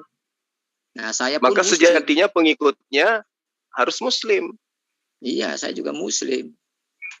Ya, muslim artinya berserah diri kepada ketentuan Allah. Sekarang coba Anda tunjukkan kepada saya ketentuan Allah di dalam kitab di mana keturunan Ketura akan menjadi pengganti para nabi-nabi ini. Ada nggak, Pak? Ya, yang penting saya ini akan berpedoman dengan 10 firman Tuhan yang akan saya jaga. Ya. Tidak ada Allah lain selain Allah. Dan tidak mencuri. Ya. Syariatnya gimana, Pak? Ya syariatnya nantilah kalau sudah terjadi. Ini kan sedang Tapi berjalan. Kan syariat sudah ada, Pak. Syariat itu kan sudah ada. Menaiki ajaran hukum menaiki. Enggak, artinya. Bapak lagi bertakia kan? Bapak lagi bertakia kan ini? Iya kan? Udah gitu ya, ya cukup aja lah kalau memang. Iya.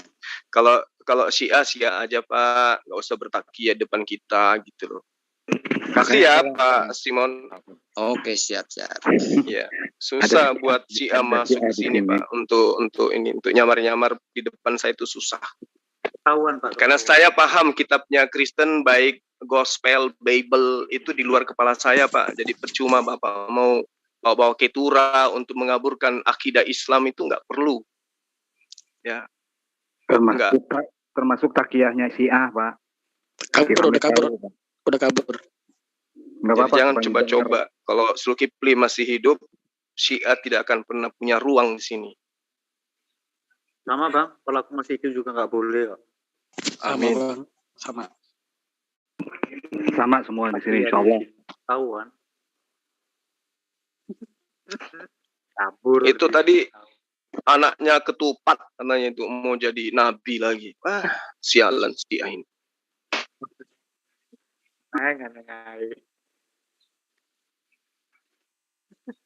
Syiah Yusuf teman-teman ini yang di live komen pada teriak-teriak ini. Ya emang tadi aku bilang temannya Abu Gosok. Dia bisa baca. Oh ya udah, tapi orangnya ke situ aja. Oh ya udah ini takiyah ini Syiah.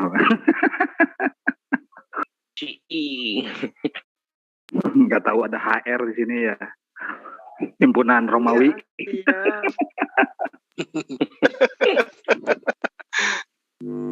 Jangan takia. Ada Demian. Oke, Demian ngomong apa itu takia? Gua dari tadi nanya. Coba tanya takia itu apa? Kamu ketemu lagi dengan kakekmu di sini, Demian. Dato Saya belum itu. tidur. Itu Dato itu. Demian. Bagaimana ini kabarnya Yesus di surga? Aman-aman saja kan di sana? Surga itu kan nggak ada ratapan. Jangan ditanya gimana kabarnya Yesus di surga. Aman-aman saja. Apa beliau tidak kekurangan sesuatu apapun? Iya enggak dong. Kan saya katakan. Ya syukurlah nanti. Kalau kamu di surga sampaikan salam saya ya. Amin. Beliau. Ya salam pramuka lah. Gimana ya? Tuhanmu itu yang namanya Yesus ada di surga enggak? Ya ada dong. Iya. Nama-namanya saja di sana kan? Ya enggak ada kesedihan di sana. Dia sendirian enggak di sana itu? Ya enggak dong. Kan ada malaikat-malaikatnya. Temannya sama siapa di sana? Ada nggak temannya di sana? Dia kan maha kuasa di sana. Ya, barangkali kesepian di sana. Ya, sekali-sekali turun ke bumi kayak menjelma menjadi Roh Kudus gitu loh. Terkemuka di dunia dan di akhirat. Ya, kita sih ingin diketemuin gitu sambil ngobrol-ngobrol sama Roh Kudus itu kan asik. Apalagi bisa masuk ke Zoom gitu. Intinya terkemuka di dunia dan di akhirat. Ya kan ada di sana. Beliau kan ada di surga. Coba sekali-kali kamu berdoa Tuhan Yesus ya masuk ke Zoom lah. Biar rame gitu loh. Bisa nggak? Bukan sudah ada, Bang. Sudah ada ya? Ada Yesus yang masuk ke Zoom. Ada tuh channel siapa ya? Coba. Ya. Masuk ke YouTube, bukan masuk ke Zoom. Ke Zoom juga kan? Ke StreamYard. Iya. StreamYard. Kan iya, ada itu. Ada Pak Imanes itu. Tadi topiknya saya pengen bahas topik yang tadi. Soalnya menarik kalau bahas topik itu. Topik apa? Soal Abraham. Oh, monggo silakan dengan Pak Juma. Boleh. Mau enggak tapi terlalu tinggi dengan Pak Juma. Iya, udah karena ini aja mau Sakuragi ya. Oh iya, ayo siap. Kok terlalu tinggi? Ya terlalu tinggi lah buat Demian. Gimana sih jauh antara durian sama timun. Lu timunnya Bang Juma. Durian gimana sih lu? Bonyok dong ikan. Maka gua nanya takia aja nggak dijawab dari tadi. Bukan nggak bisa jawab. Dari tadi ngomong takia yang takia siapa? Takia itu biasanya dong disebutkan buat orang yang suka berbohong, ya gitu kan? Oh salah, berarti Anda tahu takia. Berarti ketika ada orang yang ngomongnya tidak benar, gak usah ngomong ke dia kalau jangan takia. Itu nggak benar, nggak nyambung itu. Oh salah, berarti Anda nggak tahu artinya takia.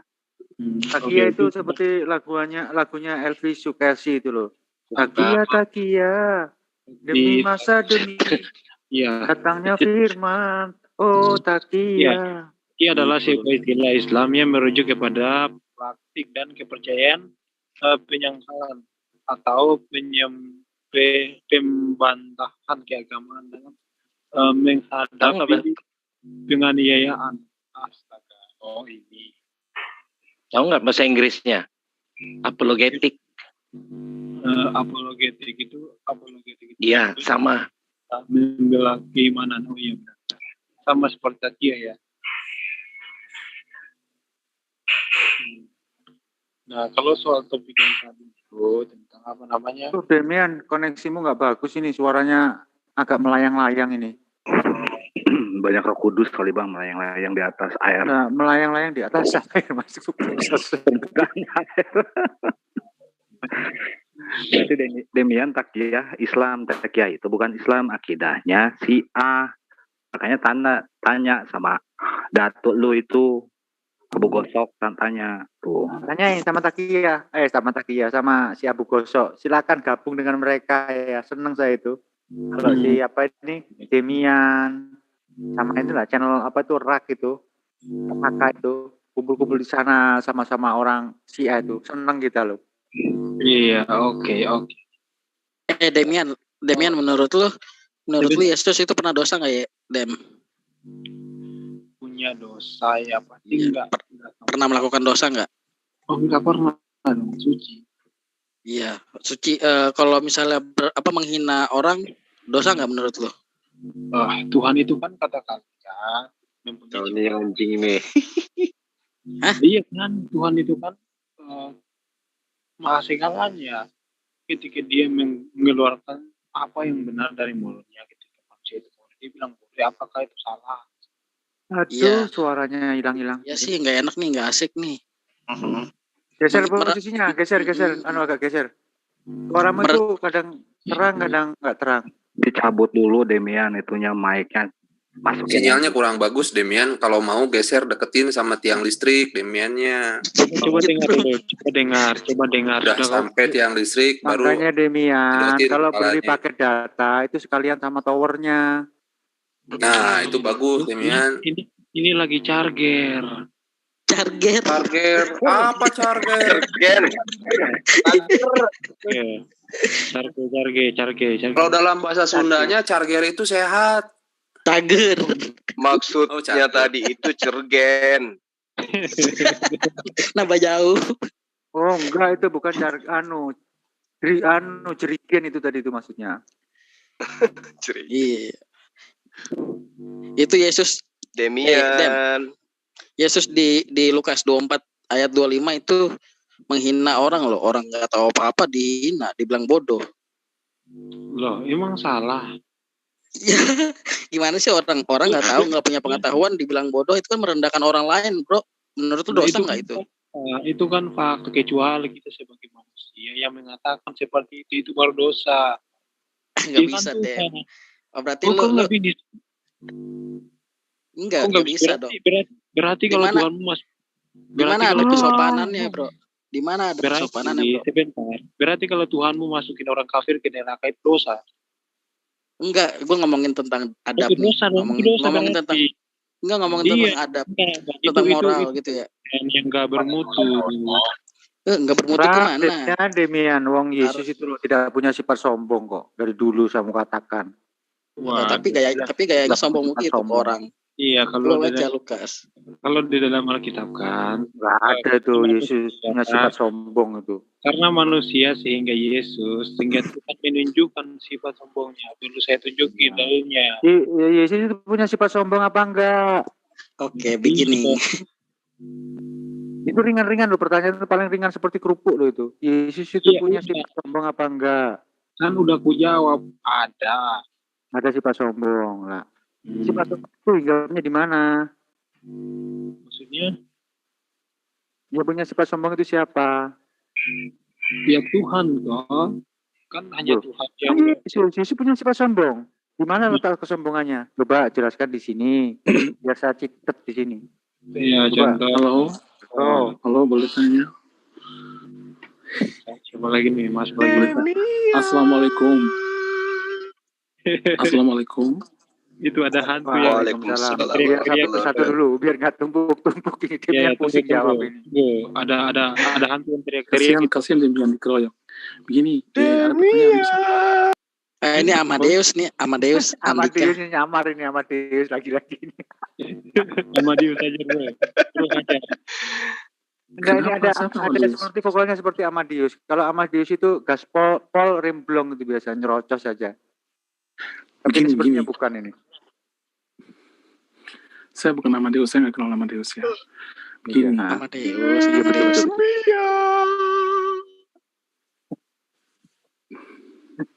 Gimana nih Amadeus? Gimana nih? Tuhan Yesus punya nggak ini? Sifat sombong itu punya nggak?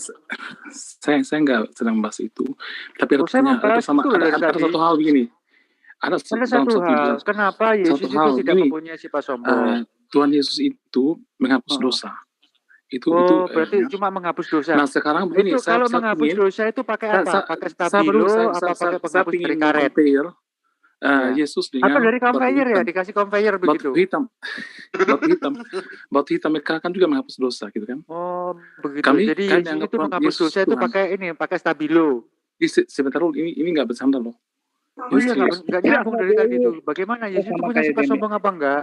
Kayak Demian. Ini suaranya sama, itu akunnya sama, itu juga itu. Jadi batu hitam. Ini dah. Batu hitam itu sebenarnya gini loh, saya jelaskan ya. Batu hitam itu kan kalau dipukul-pukul jadi kecil, jadi koral itu ya. Nah, dari koral itu kalau kita rangkai dengan besi, dikasih semen jadi cor-coran. Nah, itu mengecor orang-orang yang kepalanya keras kepala. Pertanyaannya gini. Nah, begitu. Karena jadi gimana itu? Yesus punya sifat sombong apa enggak itu? Kenapa? Jangan ini lupa nama saya bukan nama Deus ya. Iya, ya terserah kamu bukan nama Deus atau yang jelas itu bagaimana itu mah. Bagaimana kabarnya Yesus di surga ini? Apakah aman-aman saja di sana? Kalau bukan Ahmad Dius, sudah Zeus aja ya. Oke. Begini. Ini butuh penjelasan. Bang Juba tenang aja. Kesamaan Raja Asal dengan Yesus adalah menghapus dosa, menembus dosa gitu. Nah, apakah sementara kami kan menganggap Yesus itu pakai apa? Jadi gini, kami berhubung Allah kalian itu tidak pernah nampak. Tidak pernah. Jadi Yesus menebus dosa itu pakai apa? Sebentar dulu. Iya, udah saya kasih 2 bentar tadi itu. Tidak pernah bertemu dengan siapapun juga dengan Muhammad ataupun dengan kalian sendiri. Jadi Yesus nggak pernah bertemu dengan siapapun. Kamu udah pernah ketemu Yesus, anakku. Jadi apakah posisi batu hitam itu sama dengan Yesus yang menghapus dosa gitu? Mau disamakan dengan batu hitam? Bisa nggak? Jadi maksudnya gini, karena Yesus kan Tuhan buat kami. Itu disamakan dengan batu hitam. Nah sekarang ya, karena begini. Nah, batu hitamnya itu dari mana? Disamakan bukan wujudnya, tapi berbentuk bagaimana? Tapi pekerjaannya itu menghapus dosa. Apa itu segitiga batu hitamnya ini? Pekerjaan menghapus dosa itu. Jadi sini apakah karena kami mentuhankan Yesus sebagai Tuhan, apakah kalian juga mentuhankan batu hitam juga? Ya begini loh, sebenarnya begini loh. Yesus itu punya sifat sombong apa enggak ya? Enggak, itu bukan sifat Yesus. Iya, Yesus punya sifat sombong. Enggak. Itu sombong tuh setan yang sombong. Iya. Berarti Yesus punya sifat sombong ya? Setan tuh yang sombong karena kesombongan mereka makanya mereka dilempar ke dunia. Jadi setan. Nah, setan kan punya sifat sombong, tapi akibat dari setan punya sifat sombong kan dilemparkan ke neraka. Iya, makanya berarti setan itu kan tidak berhak mempunyai sifat sombong. Sejarah setan di dunia ini kan tidak berhak mempunyai sifat sombong. Dia itu malaikat di surga, berusaha untuk memiliki sifat sombong, tapi akibat dari setan itu memiliki sifat sombong, setan dibuang ke neraka. Allah. Betulkah itu? Jadi mereka dibuang ke bumi, gitu. Karena biasanya si Ahmad Deus ini kalau kita berbicara nggak mau dengarkan, ngomong aja, sama aja saya juga ngomong. Berarti Yesus tidak mempunyai sifat sombong. Yang mempunyai sifat sombong itu setan, ya kan, atau iblis. Akibat dari iblis mempunyai sifat sombong, akibat dari memiliki sifat itu, akhirnya si iblis dimasukkan ke neraka. Berarti siapakah yang berhak sebenarnya memiliki sifat sombong itu? Yesus jelas tidak mempunyai sifat sombong. Iblis berusaha untuk memiliki sifat sombong, tapi dari akibat dia memiliki sifat sombong dibuang ke neraka. Jadi pertanyaan saya itu, siapakah yang berhak memiliki sifat sombong? Ayo. Tidak. Itu bukan sombong, itu bukan berhak. Itu bukan orang berhak, tapi orang mau sombong bisa sombong. Gitu. Iya, manusia kan nggak boleh berhak. Kalau manusia berusaha memiliki sifat itu sombong, bukan hak. Sombong itu bukan hak. Iya, itu ada yang mempunyai hak ada. Tidak ada orang yang berhak. Tidak ada orang berhak. Sifat baik itu ada. Sombong itu satu sifat. Itu satu sifat. Itu kan hak kita sebagai manusia. Orang misalnya sifat sombong itu kalau dimiliki manusia akan dimasukkan dalam neraka. Iblis berusaha memiliki sifat sombong. Tapi iblis dimasukkan ke neraka. Artinya ada sesuatu yang maha besar yang berhak memiliki sifat sombong. Siapakah yang berhak sebenarnya memiliki sifat sombong itu? Ayo. Tidak ada orang berhak, tapi orang yang mau bisa sombong bisa aja. Kamu orang bisa mau memiliki sifat sombong, tetapi akibat dari memiliki sifat sombong itu kan jatuhnya di neraka. Bisa mau. Tapi makanya manusia kan dianjurkan atau diwajibkan setiap agama mengatakan bahwa sifat sombong itu tidak baik. Itu nggak penting sama sekali. Sifat itu ada di sini loh, ada di dunia ini ada, di manusia ada, di dalam bisa bermanfaat buat hatinya si iblis itu juga ada. pertumbuhan keimanan Tetapi kita. mereka yang saya sebutkan itu tidak berhak memiliki sifat sombong. Artinya ada yang berkuasa memiliki sifat sombong itu. Karena di dalam Islam Allah itu maha sombong. Ya, Sedangkan di tempat kamu Tuhan kamu tidak sombong. Yesus Allah tidak sombong. Berarti kalau itu kan ya Tuhannya Tuhan KW dong. Dia tidak memiliki sifat segalanya. Tuhanku mempunyai sifat sombong, maha kaya, maha kuasa. Sedangkan Yesus sebagai Tuhan tidak memiliki sifat sombong. Itu tidak. gimana itu? Menurut saya tidak. Menurut saya tidak. Saya tidak melihat ada kesombongan. Iya, Itu jelas kan Yesus tidak memiliki sifat sombong. Tuhan Yesus tidak memiliki sifat sombong. Jadi sebenarnya siapakah yang berhak memakai sifat sombong itu? Iblis nggak boleh memakai sifat sombong itu. Dia berusaha memiliki sifat sombong itu dikeluarkan dari surga kan, ditancapkan di dalam neraka. Jadi yang berhak memiliki sifat sombong itu Allah Subhanahu wa Ta'ala. Iblis itu sudah bukan sombong, Yesus, bukan Tuhannya Yesus. Karena sombongnya itu makanya dia dibuang dari surga gitu kan, dibuang ke neraka. Iya, yang berhak memiliki sifat sombong kan sebenarnya Allah. Allah sombong kepada umatnya. Dia berkuasa kok. Dia bisa mematikan kamu, dia bisa mematikan Yesus, dia bisa menciptakan Yesus. Itu kan bentuk kesombongan Allah itu kan kepada itu bukan umatnya. Karena sombong. Kalau menurut saya itu bukan karena sombong. Ya karena sombong itu. Semua wajar, Allah itu maha sombong itu wajar. Ya, terserah kamu lah. Dia memiliki segalanya loh itu. Terserah. Semua di dunia, di alam maya itu miliknya Allah. Dan dia berhak memiliki sifat sombong itu. Coba kamu memiliki sifat sombong, kamu akan dihukum masuk neraka. Bener enggak itu? Iblis berusaha memiliki sifat sombong, tapi iblisnya masuk neraka. Yesus kamu tidak memiliki sifat sombong. Yesus kamu penuh kasih sayang, penuh kasih.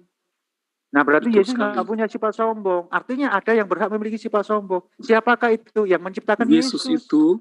Yesus itu mengajarkan kerendahan hati, rendah hati gitu. Iya, rendah hati, dengan sesama, rendah hati, kasih sayang dan lain sebagainya itu kan yang kasih lah. Itulah Yesus. Kasih donat, kasih dia tidak mencontohkan hal sombong. Gini, Bang Jul, dia ngomong Yesus itu kerendahan hati, tapi Amadeus kok nggak rendah-rendah hatinya? Tinggi terus. Bisa tuh baik sekali loh. Saya tuh nggak pernah bersikap. Berapa kali gua tahu lu ngomongnya jorok. Saya membela ideologi saya. Iya, harus wajib. Kamu harus membela keyakinan kamu. Iya, itu kalau sekali. Kamu, apa tuh dengan mudah saya runtuhkan. Waduh, kamu bukan orang Kristen yang taat. Saya tidak pernah membuat hal-hal. Kalau misalnya anak berpikir saya mungkin ada hal-hal yang mungkin enggak fitnah atau itu sebenarnya itu karena saya menyampaikan kebenaran gitu. Mungkin itu buat orang lain. Iya, betul. Kamu harus menyampaikan kebenaran kasih, dan seperti apa, kasih duit, kasih sayang, kita bawa pipi kanan, dikasih pipi kiri, itu kan betul ajaran Yesus yang penuh kasih sayang. Tetapi Yesus tidak mempunyai sifat sombong, ada kekurangannya di sana, satu saja. Sama sekalian itu supaya kalian juga tahu kebenaran seperti apa begitu. Itu aja sebenarnya. Iya, kebenarannya mungkin saya terlalu kasar, itu dengan rendah hati, penuh kasih sayang, betul nggak itu? Saya tanyakan, karena saya adakah itu punya kasih. Tetap ajaran kasih. Saya punya kasih terhadap kalian, makanya saya kesini untuk menyampaikan kebenaran itu supaya kalian tahu gitu. Kebenaranmu itu kebenaran semu loh itu. Silakan kalian maki-maki saya sering dimaki, saya sering dihujat, terserah kalian. Tapi kebenarannya kebenaran semu. Yang penting saya kita percaya dengan kebenaranmu itu. Sedangkan kebenaranmu itu tidak hakiki loh. Tuhan Yesusmu itu aja tidak punya sifat sombong. Kebenarannya di mana Yesus itu? Aduh, kasihan sekali. Dan Yesus satu-satunya yang mengatakan akulah kebenaran gitu. Iya kan dia benar. Ya karena dia benar itu saya yakin Yesus memang itu ada orang lain mengatakan tapi Yesus tidak punya sifat sombong loh Pak D, gimana toh itu? Sudah minum kopi belum ini? Itu bukan sombong, itu hanya itu menyampaikan sesuatu yang memang Yesus minum kopi kok sombong gimana? Terserah kalian. Terserah kalian mau dengar atau tidak, yang penting itu harus disampaikan gitu. Terserah kalian, terserah kamu loh itu. Kalau kamu percaya terserah kamu imanmu itu kok. Yesus itu kebenaran. Ya. Yesus itu jalan. Yesus itu adalah hidup. Terus Bapak gimana? Hidup yang kekal. Bapak gimana? Yesus dan Bapak kan adalah satu. Satu apa? Yesus tidak mengambil pisahkan atas dirinya sendiri, tapi itu karena Bapak. Yesus dan Bapak adalah satu. Oke. Terus kenapa ketika Yesus mengatakan aku tidak dapat berbuat apa-apa dari diriku sendiri? Bapak kemana? Itu dalam posisi Yesus sebagai Tadi katanya aku dan Bapak adalah satu. Iya betul sekali. Pada saat dia menjadi manusia, dia satu dengan Bapak nggak? Satu dalam roh. Satu dalam roh, karena Bapa itu roh, Allah itu roh. Oh, roh bertanduk 7 bermata 7 maksudnya. Emang kan Allah Bapa itu kan Yesus kan hanya firman menjadi manusia. Kalau saya orang Trinitas ya, makanya saya berpikir memang ada teman-teman Kristen yang menafsirkan berbeda. Mereka Iya, Tuhanmu itu adalah roh, maksudnya roh bertanduk 7 bermata 7. Apaan itu? Betul. Berarti itu di mana itu? Itu kamu salah menafsirkan. Betul enggak? Kok salah menafsirkan? Terus roh itu apa menurutmu? Roh itu sesuatu yang tidak bisa dilihat. Itu roh. Roh seperti roh. Roh itu sesuatu yang kita apa bedanya dengan setan? Tidak setan kamu bisa lihat. Setan itu roh juga. Berarti itu sama roh kan? Kalau itu sama. Dari mana kau bisa tahu? Roh. Tapi bedanya di mana? Bedanya di mana? Tuhanmu dengan roh setan itu apa? Allah itu berbeda. Bedanya kalau roh setan. Bedanya di mana? Sementara Allah itu Allah pencipta yang di surga. Itu bedanya di situ. Dari mana kau bisa tahu dia pencipta sementara dia roh? Loh, kamu gini. Kamu orang Islam ya. Kamu percaya enggak? Kamu harus meyakini Taurat. Benar kan? Coba lihat Tuhanmu katanya itu? Roh.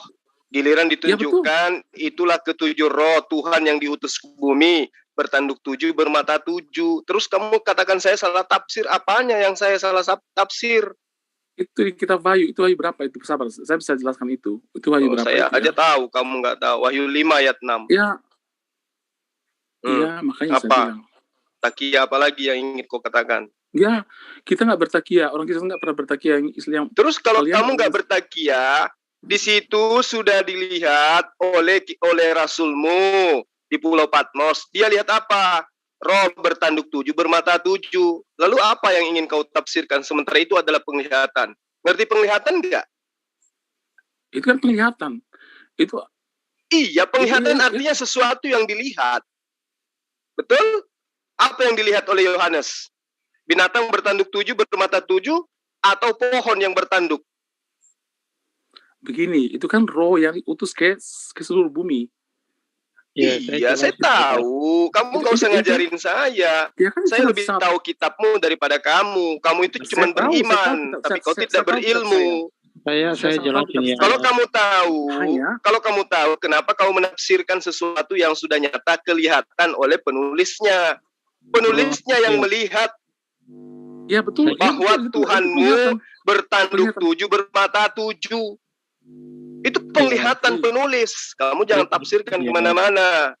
Saya jelasin ya. Penglihatan silakan. Apa yang kau mau jelasin? Kau mau kaburin sesuatu yang sudah jelas kau ingin kaburkan. Kau katakan Tuhanmu adalah roh. Tuhanmu adalah roh. Emang Tuhan itu roh. Nah, sekarang yang dilihat oleh Yohanes di Pulau Patmos itu roh atau bukan? Itu iya, itu bagian dari. Iya, itu memang penglihatan langsung, memang seperti itu. Roh atau bukan yang dilihat itu? Sebentar ya. Sebentar kenapa? Lu suruh saya nunggu, emang situ yang gue gitu. Sekarang saya tanya, yang menulis di Pulau Patmos itu melihat nggak atau cuma ngarang bebas? Melihat. Itu pasti melihat. Itu namanya penglihatan kan gitu. Nah, apa yang dia lihat di situ? Apa yang dia lihat? Sabar, sebentar dulu karena itu takia. Enggak, bukan kita tidak biasa bertakia. Tapi untuk hal ini saya kalau bukan takia terus apa namanya itu? Kan itu kamu sudah bilang, itu penglihatan, berarti sesuatu yang dia lihat. Apa yang dia lihat? Apa yang dia lihat di situ? Rumah, gereja, atau binatang? Astaga, saya tambahkan boleh? Silakan kamu tambahkan. Saya masih cari ayat itu. Ya masih cari apa mau asumsikan? Sama sih. Ya, jadi gini ya. Wahyu 5 ayat 6, anak muda. Iya, saya mau jelasin ini. Apa yang kamu mau jelasin lagi? Takia. Enggak, ini bukan takia. Ini sesuai dengan terus apa? Wahyu Ya, 5. yang dilihat oleh penulis kitab Wahyu itu apa? Iya, jangan dipotong dulu makanya. Loh, kamu yang potong saya atau saya yang potong kamu? Yang Ini kan- dilihat oleh penulis di Pulau Patmos itu apa? Iya, ini mau jelasin atau mau bagaimana ini? Ya, Silakan mau jelaskan, silakan. Silakan, saya masih lihat ayat itu. Kebetulan saya nggak bisa buka, kan masih ini. Wahyu 5 ayat 6 itu kan konteksnya tentang kedatangan anak domba yang kedua kalinya. Iya, kamu nggak usah ngajarin saya. Iya, jangan Kamu dipotong. belum lahir, saya udah ajarin kakekmu tentang ayat ini. Sekarang saya Iya, tanya tunggu. kamu. Suma, Yang tunggu dilihat dulu. oleh orang yang ngaku Yohanes di Pulau Patmos itu apa? Iya, Durian. iya, makanya jangan dipotong. Anak Bagaimana saya nggak potong kalau kamu nggak menjawab, kamu bertakia? Ya potong lah, ini sudah subuh Enggak, ini. ada orang yang bertakia. Enak kan? aja lu mau diikutin terus apa yang kau paparkan. Kamu itu biar kesan gitu. Suka Nggak bisa gitu dong. Kamu mau bertakia, mau berdusta di sini, terus saya mau dengarkan gitu. Orang Kristen itu nggak bisa bertakia. Kalian suka bertakia itu karena itu memang. Sekarang kalau Anda tidak bertakia, yang dilihat di Pulau Patmos itu apa? Coba. Yang dilihat di Pulau Patmos itu apa? Anak domba. Begini. Nah, anak domba itu apa itu? Anak domba maksudnya hewan atau anak domba itu hewan atau bukan? Anak domba di kitab Wahyu itu adalah sebuah perumpamaan. Takia. Oh enggak, ini sesuai. Bukan, tapi begitu. Itu sesuai. Makanya saya katakan kalian ini sotoi. Loh. Anak domba itu. Jangan sampai saya katakan lagi kamu monyet ya. Jangan sampai. Nah, saya nggak punya. Mau katain monyet, mau katain babi. Saya menyampaikan kebenaran. Bukan so tahu di sini. Kebenaran apa yang kau sampaikan? Kebenaran mana? Ayo. Iya. Saya lanjut kayaknya. Anak domba di dalam kitab Wahyu itu bukan anak domba binatang, tetapi perumpamaan. Ngerti perumpamaan? Dari mana kau tahu perumpamaan sementara itu adalah penglihatan? Hei, itu adalah penglihatan, bukan perumpamaan. Jadi kamu jangan bertakia. Ini sudah jam 1:30 di kota saya. Kamu jangan bertakia. Alkitab itu memang penuh dengan bahasa perumpamaan, penuh bahasa metafora, penuh dengan bahasa alegori yang kamu tidak paham. Ketika misalkan gini ya. Tadi katanya Tuhanmu adalah roh. Kenapa lari lagi ke takia? Tadi siapa yang berkata bahwa Tuhannya adalah roh? Tuhan Bapa itu, Tuhan itu kemudian menjadi manusia dalam Yesus. Nah, setelah kamu sudah tahu bahwa Tuhanmu itu adalah roh, kenapa kau katakan itu bahasa hiasan? Sementara dikatakan, inilah ketujuh roh Tuhannya Kristen yang diutus ke bumi. Kucluk. Terus takiamu kayak mana? Pak Suma, saya sini ya. Mau saya jelasin atau gimana? Wahyu 5 ayat. Enggak, saya enggak butuh penjelasan. Itu bukan penjelasan, itu pengaburan. Kamu enggak menjelaskan, kamu mengaburkan. Kamu tuh begitu. Hanya pingin menang sendiri. Gitu. Loh, katanya Tuhanmu roh. Tuhan, iya, tapi Wahyu bertanduk itu loh gimana? Terus penulis kitab Wahyu melihat roh bertanduk 7 bermata 7 dan itu adalah binatang. Dan dikatakan keterangannya itulah ketujuh roh Tuhan yang diutus ke bumi. Apalagi yang kurang? Iya. Tuhanmu roh. Ada 7 roh Tuhanmu yang diutus ke bumi. Terus? Bukan gitu konteksnya. Astaga. Iya, karena kau mau lari. Karena ayat itu membuat kalian malu. Jadi kamu mau bertakia. Apa yang ingin kau takiakan sekarang? Enggak, saya jelasin. Memang lucu. Karena kau lebih pintar daripada pengarang kitabmu. Itu yang lucu, kalian yang lucu. Kayak kami nggak pintar. Masa lebih gini ya, ayat itu dibaca baik-baik dulu baru Anda bertakia. Udah dari tadi dibaca baik-baik. Saya sudah baca. Iya, maksudnya ini kalau baca satu ayat aja nanti nggak tahu maksud anak domba ini siapa, ini apa. Saya akan harus dipahami sesuai dengan hewan. Itu yang salah. Seperti domba punya tanduk, berarti ayat ini Yesus seperti domba yang punya tanduk. Ini kan suatu pemahaman yang lucu, makanya saya katakan katanya Tuhanmu adalah roh. Iya. Itu roh asli atau roh hiasan? Wahyu 5 ayat. Enggak, saya tanya, Tuhanmu roh itu betul-betul roh atau hanya bahasa hiasan? Roh, benar-benar roh dong, masa basi. Nah, ya udah selesai berarti. Ngapain? Apa yang ingin kau kaburkan? Domba yang dimaksud di situ adalah perumpamaan. Makanya baca kita selesai. Perumpamaan pula. Tadi katanya Tuhanmu itu roh. Enggak, ini berbicara kalau kita Wahyu itu berbicara tentang Yesus menggunakan apa perumpamaan anak domba. Loh, katanya yang namanya penglihatan berarti dilihat oleh orang yang kalian katakan namanya Yohanes. Jadi gini di Wahyu 5 yang dilihat oleh penulis Yohanes itu, penulis kitab Wahyu itu apa? Wahyu 5 ayat 6 itu Yohanes melihat Yesus yang diumpamakan sebagai anak domba yang dimana dia datang sebagai diumpamakan. Kok diumpamakan? Emang ada dalilnya di situ diumpamakan? Betul Yesus itu sering dikatakan anak domba itu betul Yesus itu. Seperti itu. Di situ tidak menjelaskan tentang 7 roh Allah yang berbeda-beda, tetapi dari satu anak domba itu terlihat 7 roh. Tunjukin, saya screen.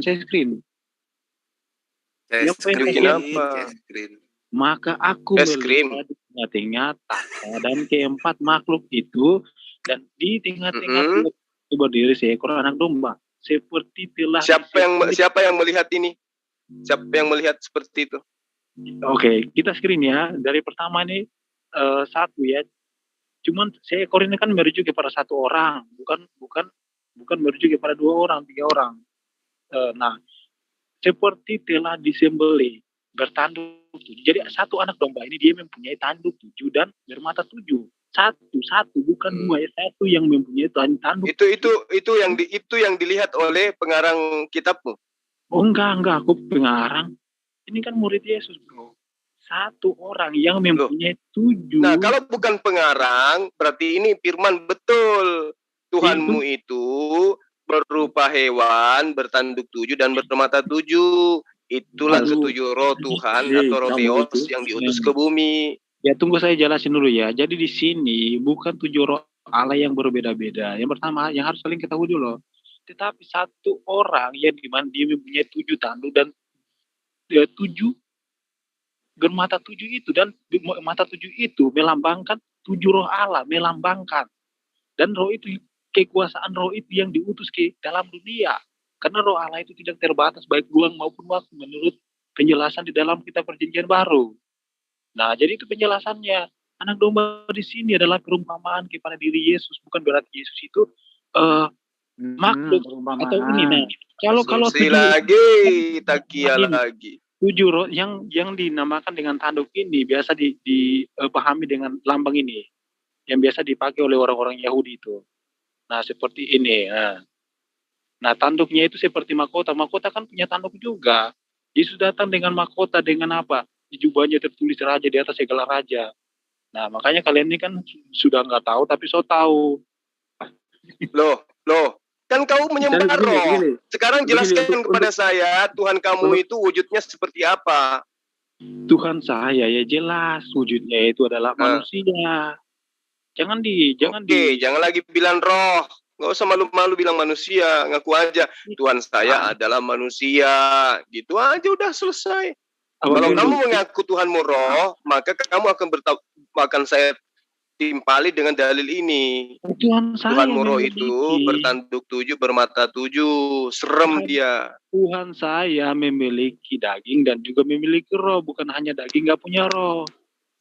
Bedanya dengan kambing? Ya, kambing juga ada daging, ada roh. Beda lah. Bedanya kan kambing itu makhluk ciptaan. Loh. Daging dan roh itu bukan ciptaan. Ya. Jadi kita mau bahas apa nih? Bahas roh. Aduh, takia lagi. Selamat malam Bang Juma. Malam. Selamat malam. Alhamdulillah. Kalau menurut Yahudi Allah itu roh, menurut Kristen Allah itu roh, menurut Islam Allah itu bukan roh.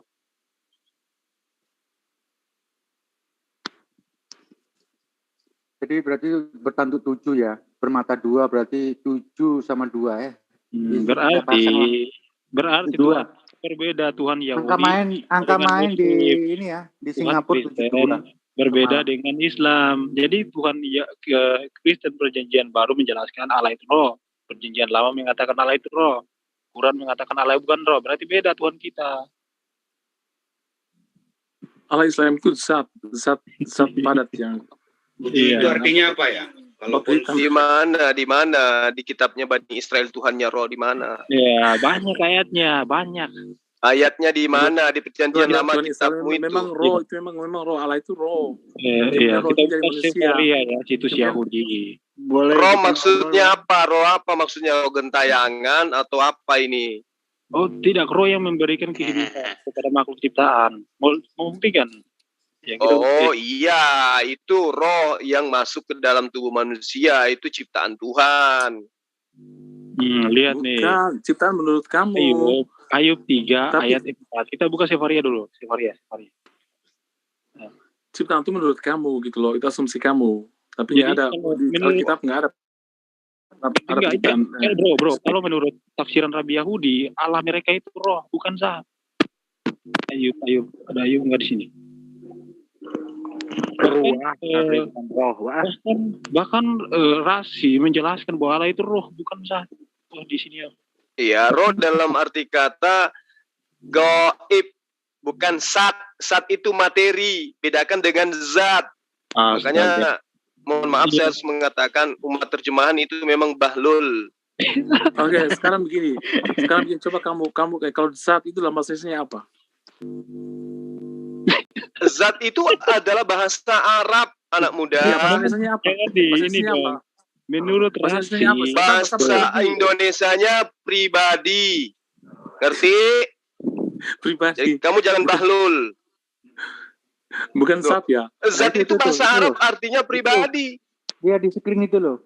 7 tanduk itu loh, kayak begitu perumpamaan itu. Ini apa ini? Ini apa ini? Sendal. Roh bertanduk 7, bermata 7. Lihat aja, hitung.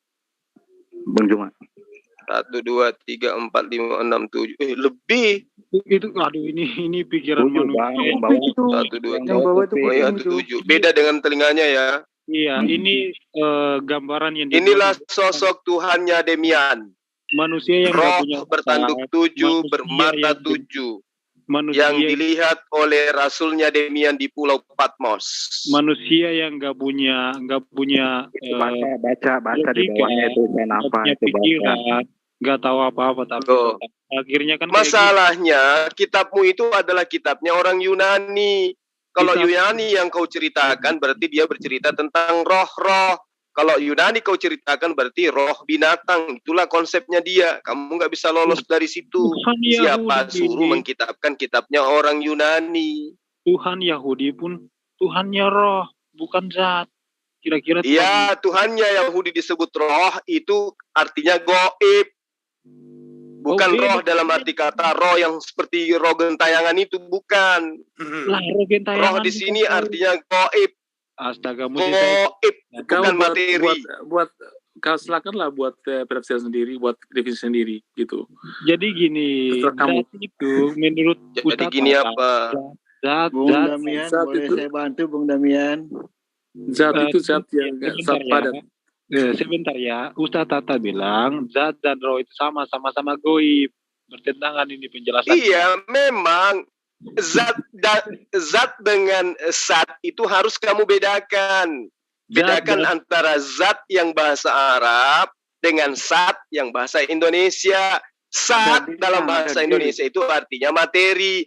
Zat itu bahasa Arab artinya pribadi atau esensi. Iya, saya tahu pakai D kan, bukan pakai Z saja. Nah, jadi Ustaz Tata menjelaskan roh dan zat itu sama-sama goib. Sama-sama goib. Ya memang betul. Karena ketika berbicara mengenai zat, zatullah berarti berbicara mengenai pribadi Allah. Pribadi Allah itu gaib. Gak bisa dilihat oleh manusia. Dia gaib. Tetapi bukan roh dalam arti kata esensi yang ada di dalam diri makhluk. Ya, bukan roh itu yang dimaksud. Roh itu artinya gaib.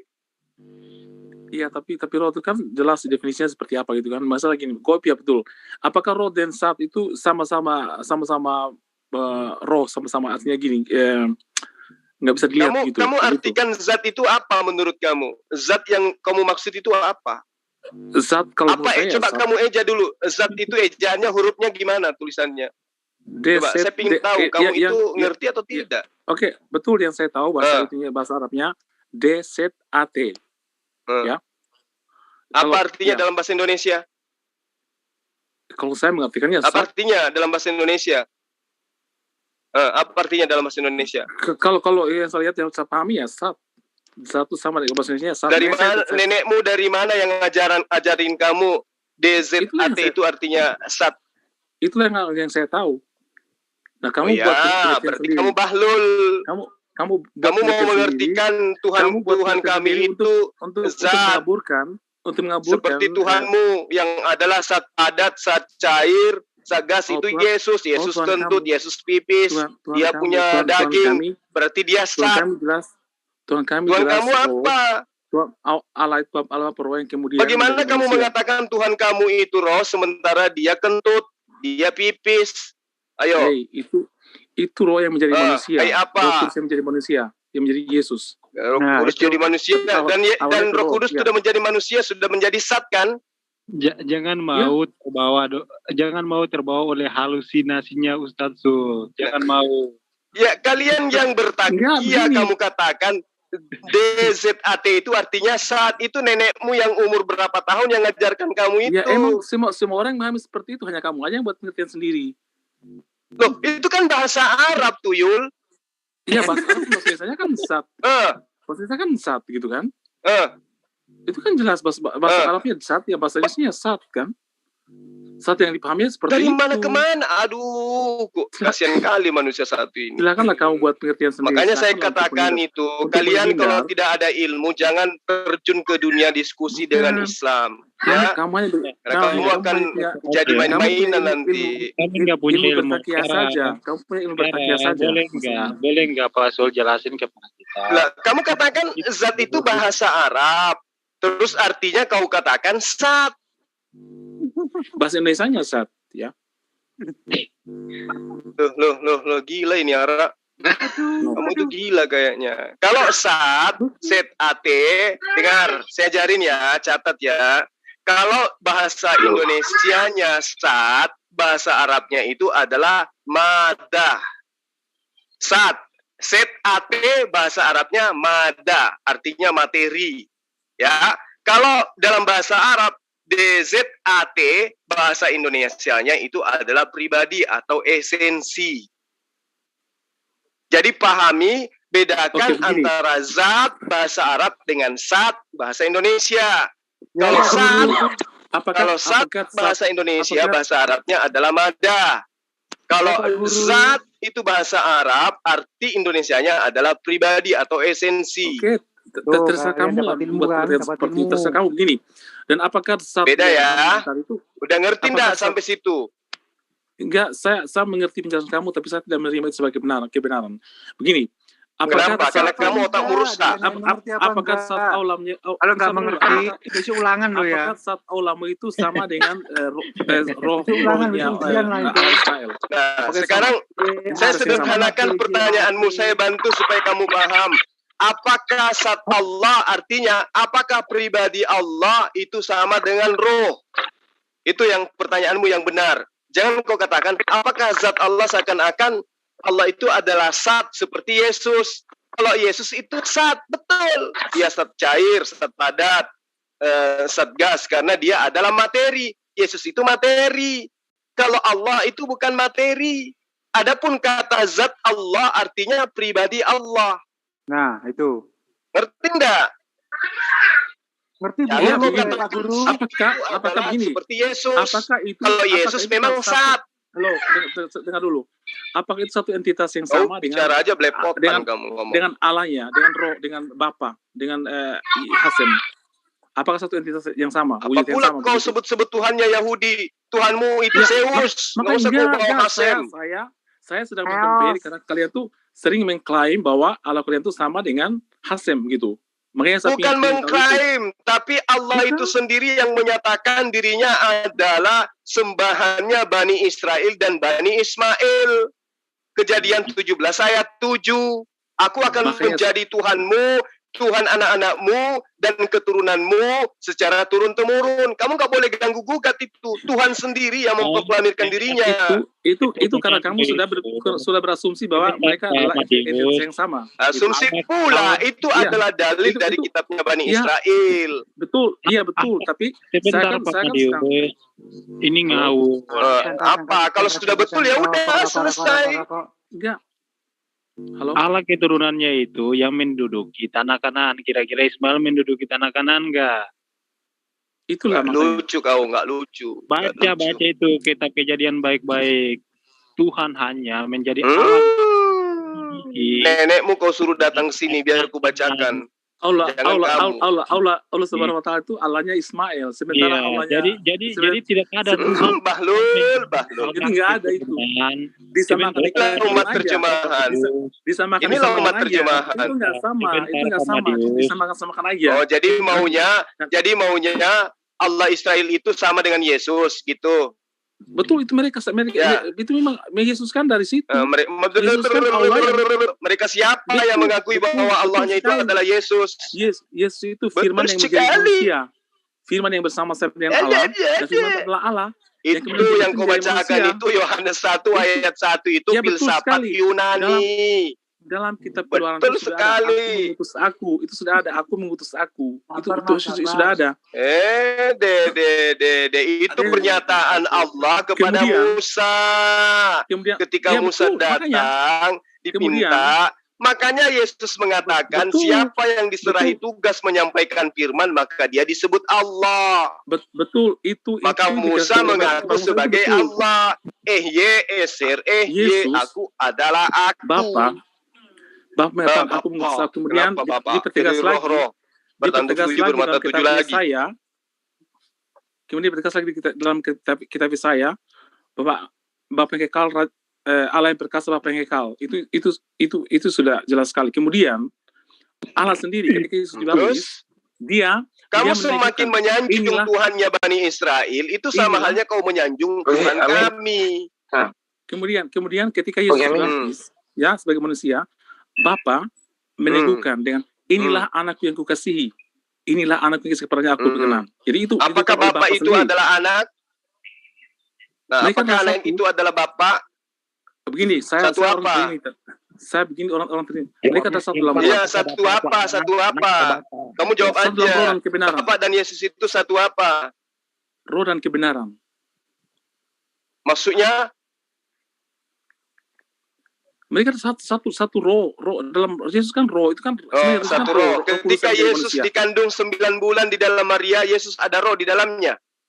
Iya betul.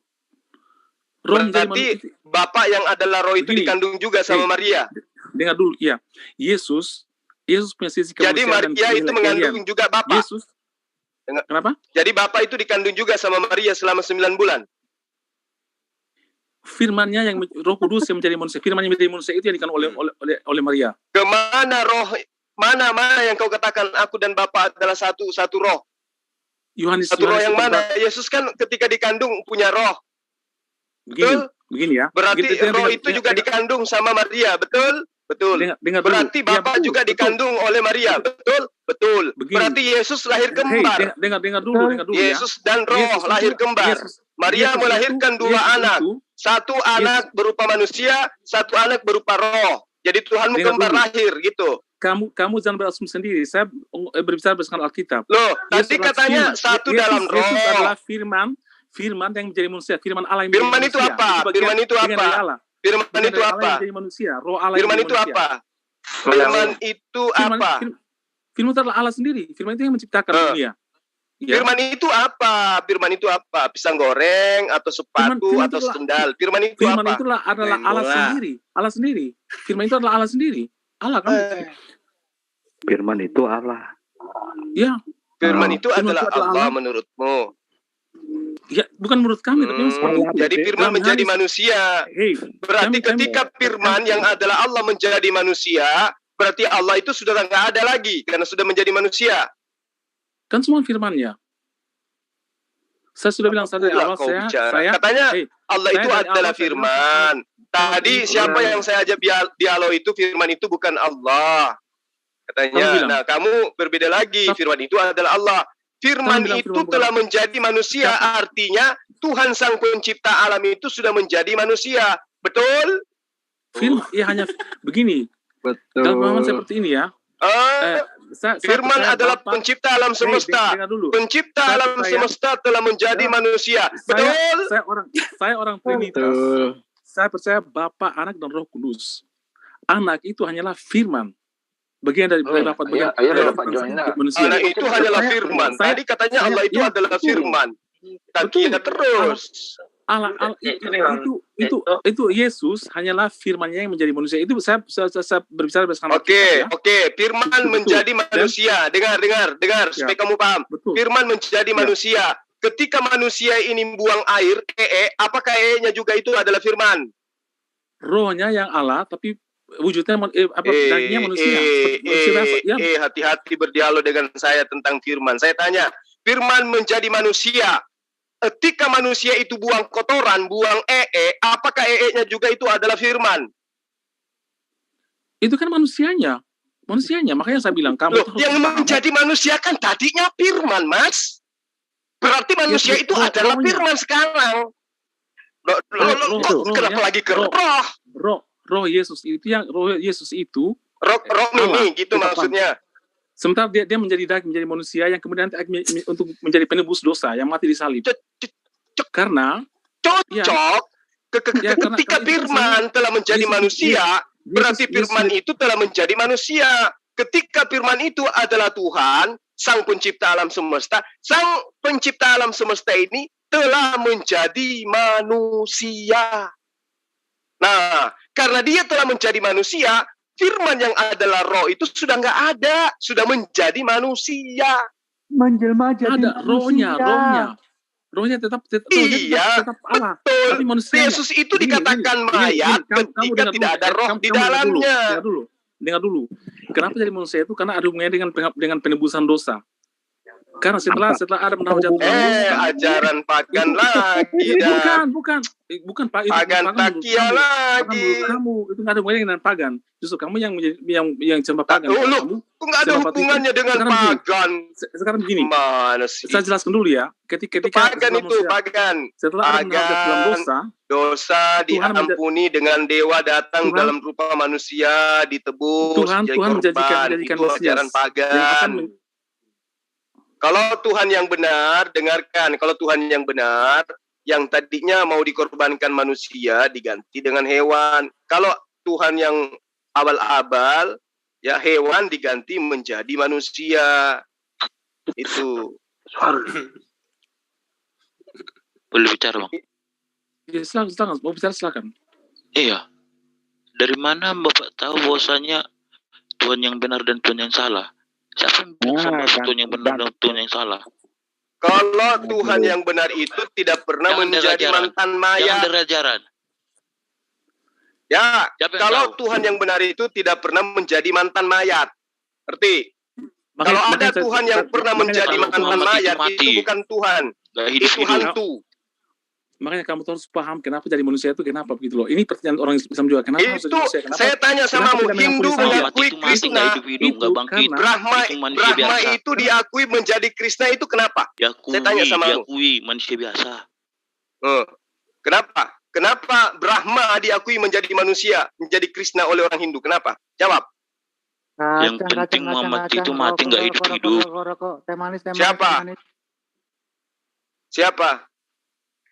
Siapa yang mati nggak hidup-hidup? Ya saya tambahkan ya, boleh saya tambahkan. Muhammad mati nggak hidup-hidup. Siapa yang mati nggak hidup-hidup? Siapa?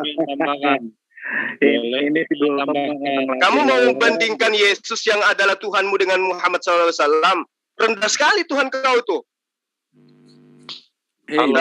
Dasar Tuhan palsu dibandingkan dengan manusia.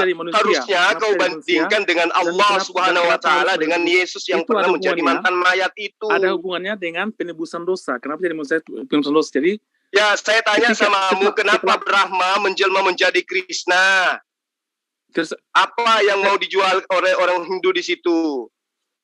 Karena mau menebus dosa kan? Nah, bedanya dengan ajaran Tuhanmu menjelma menjadi manusia itu apa? Berarti ajaran Kristen itu mengikuti ajaran Kristen.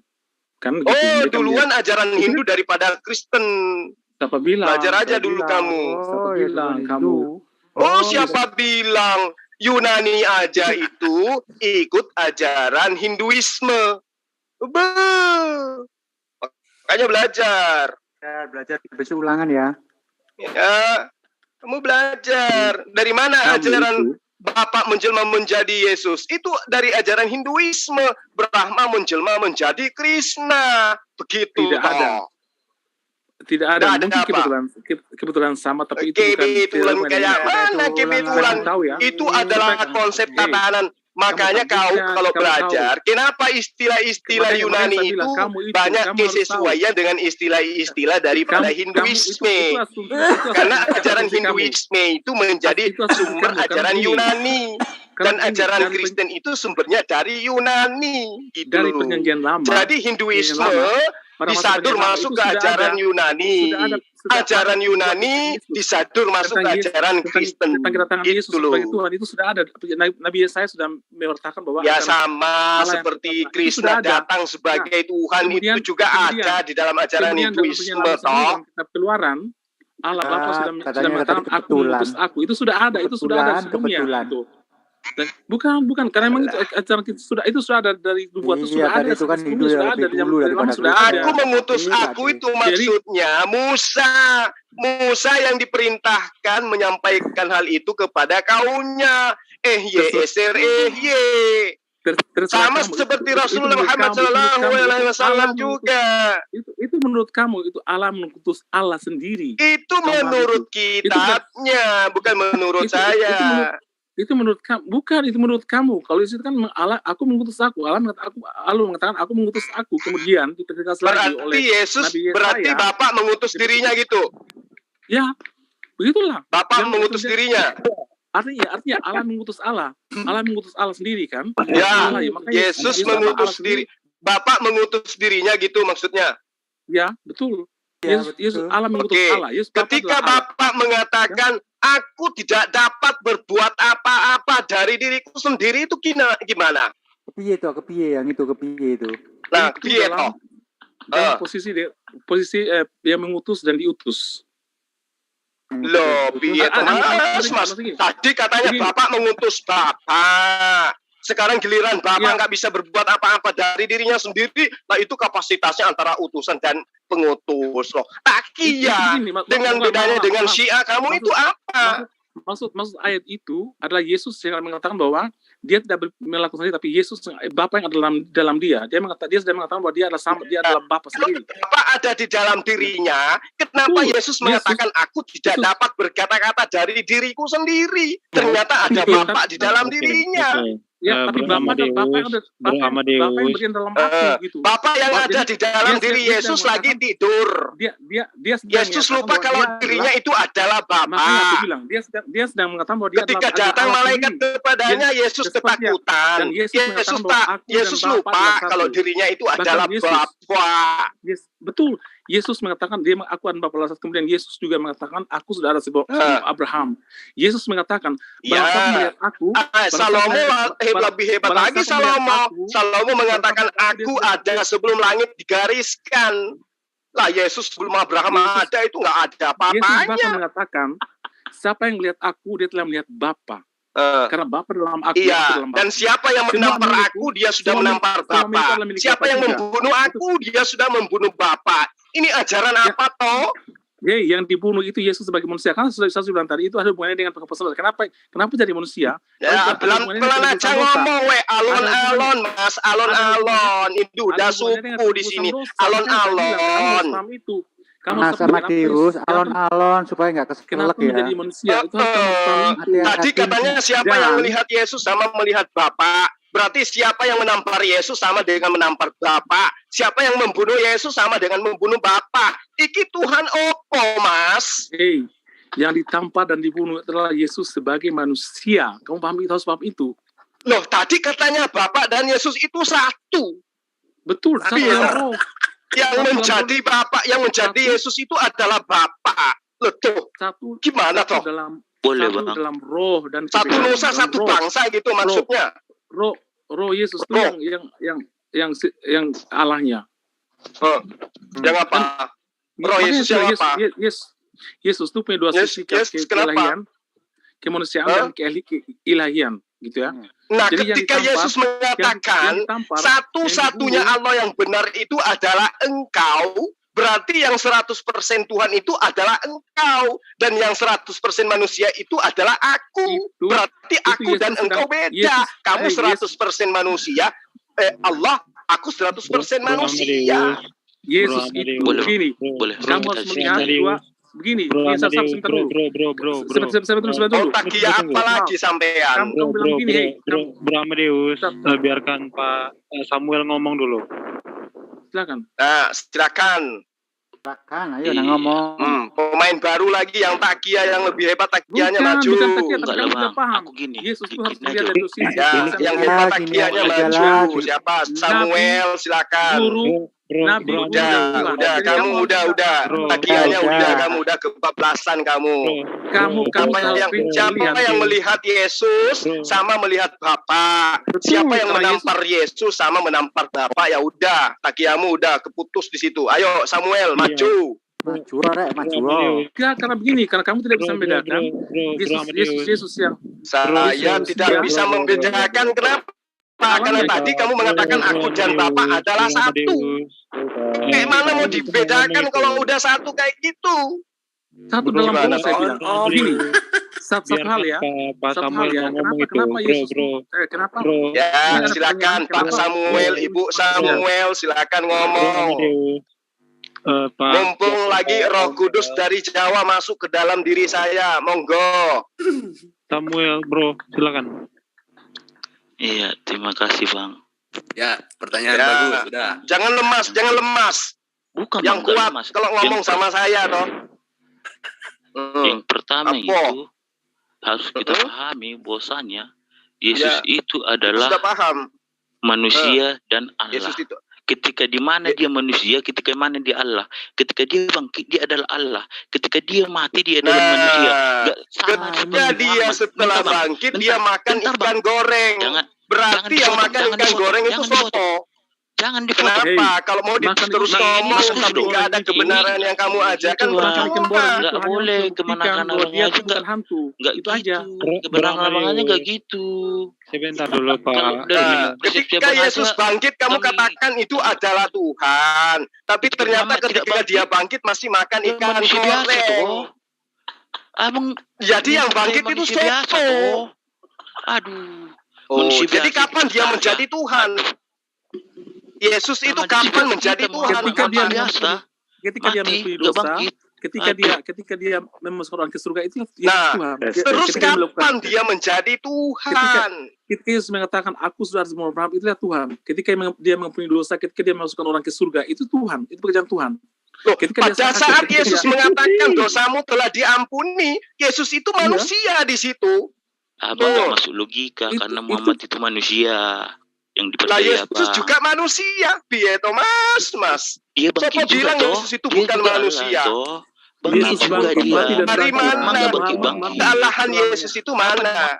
Tunjukkan satu aja sisi ketuhanan Yesus. Kalau sampean bisa menunjukkan sisi ketuhanan Yesus, saya belikan kuaci 1 kontainer. Mana sisi ketuhanan Yesus mana? Tunjukkan. Mana perang itu kalah.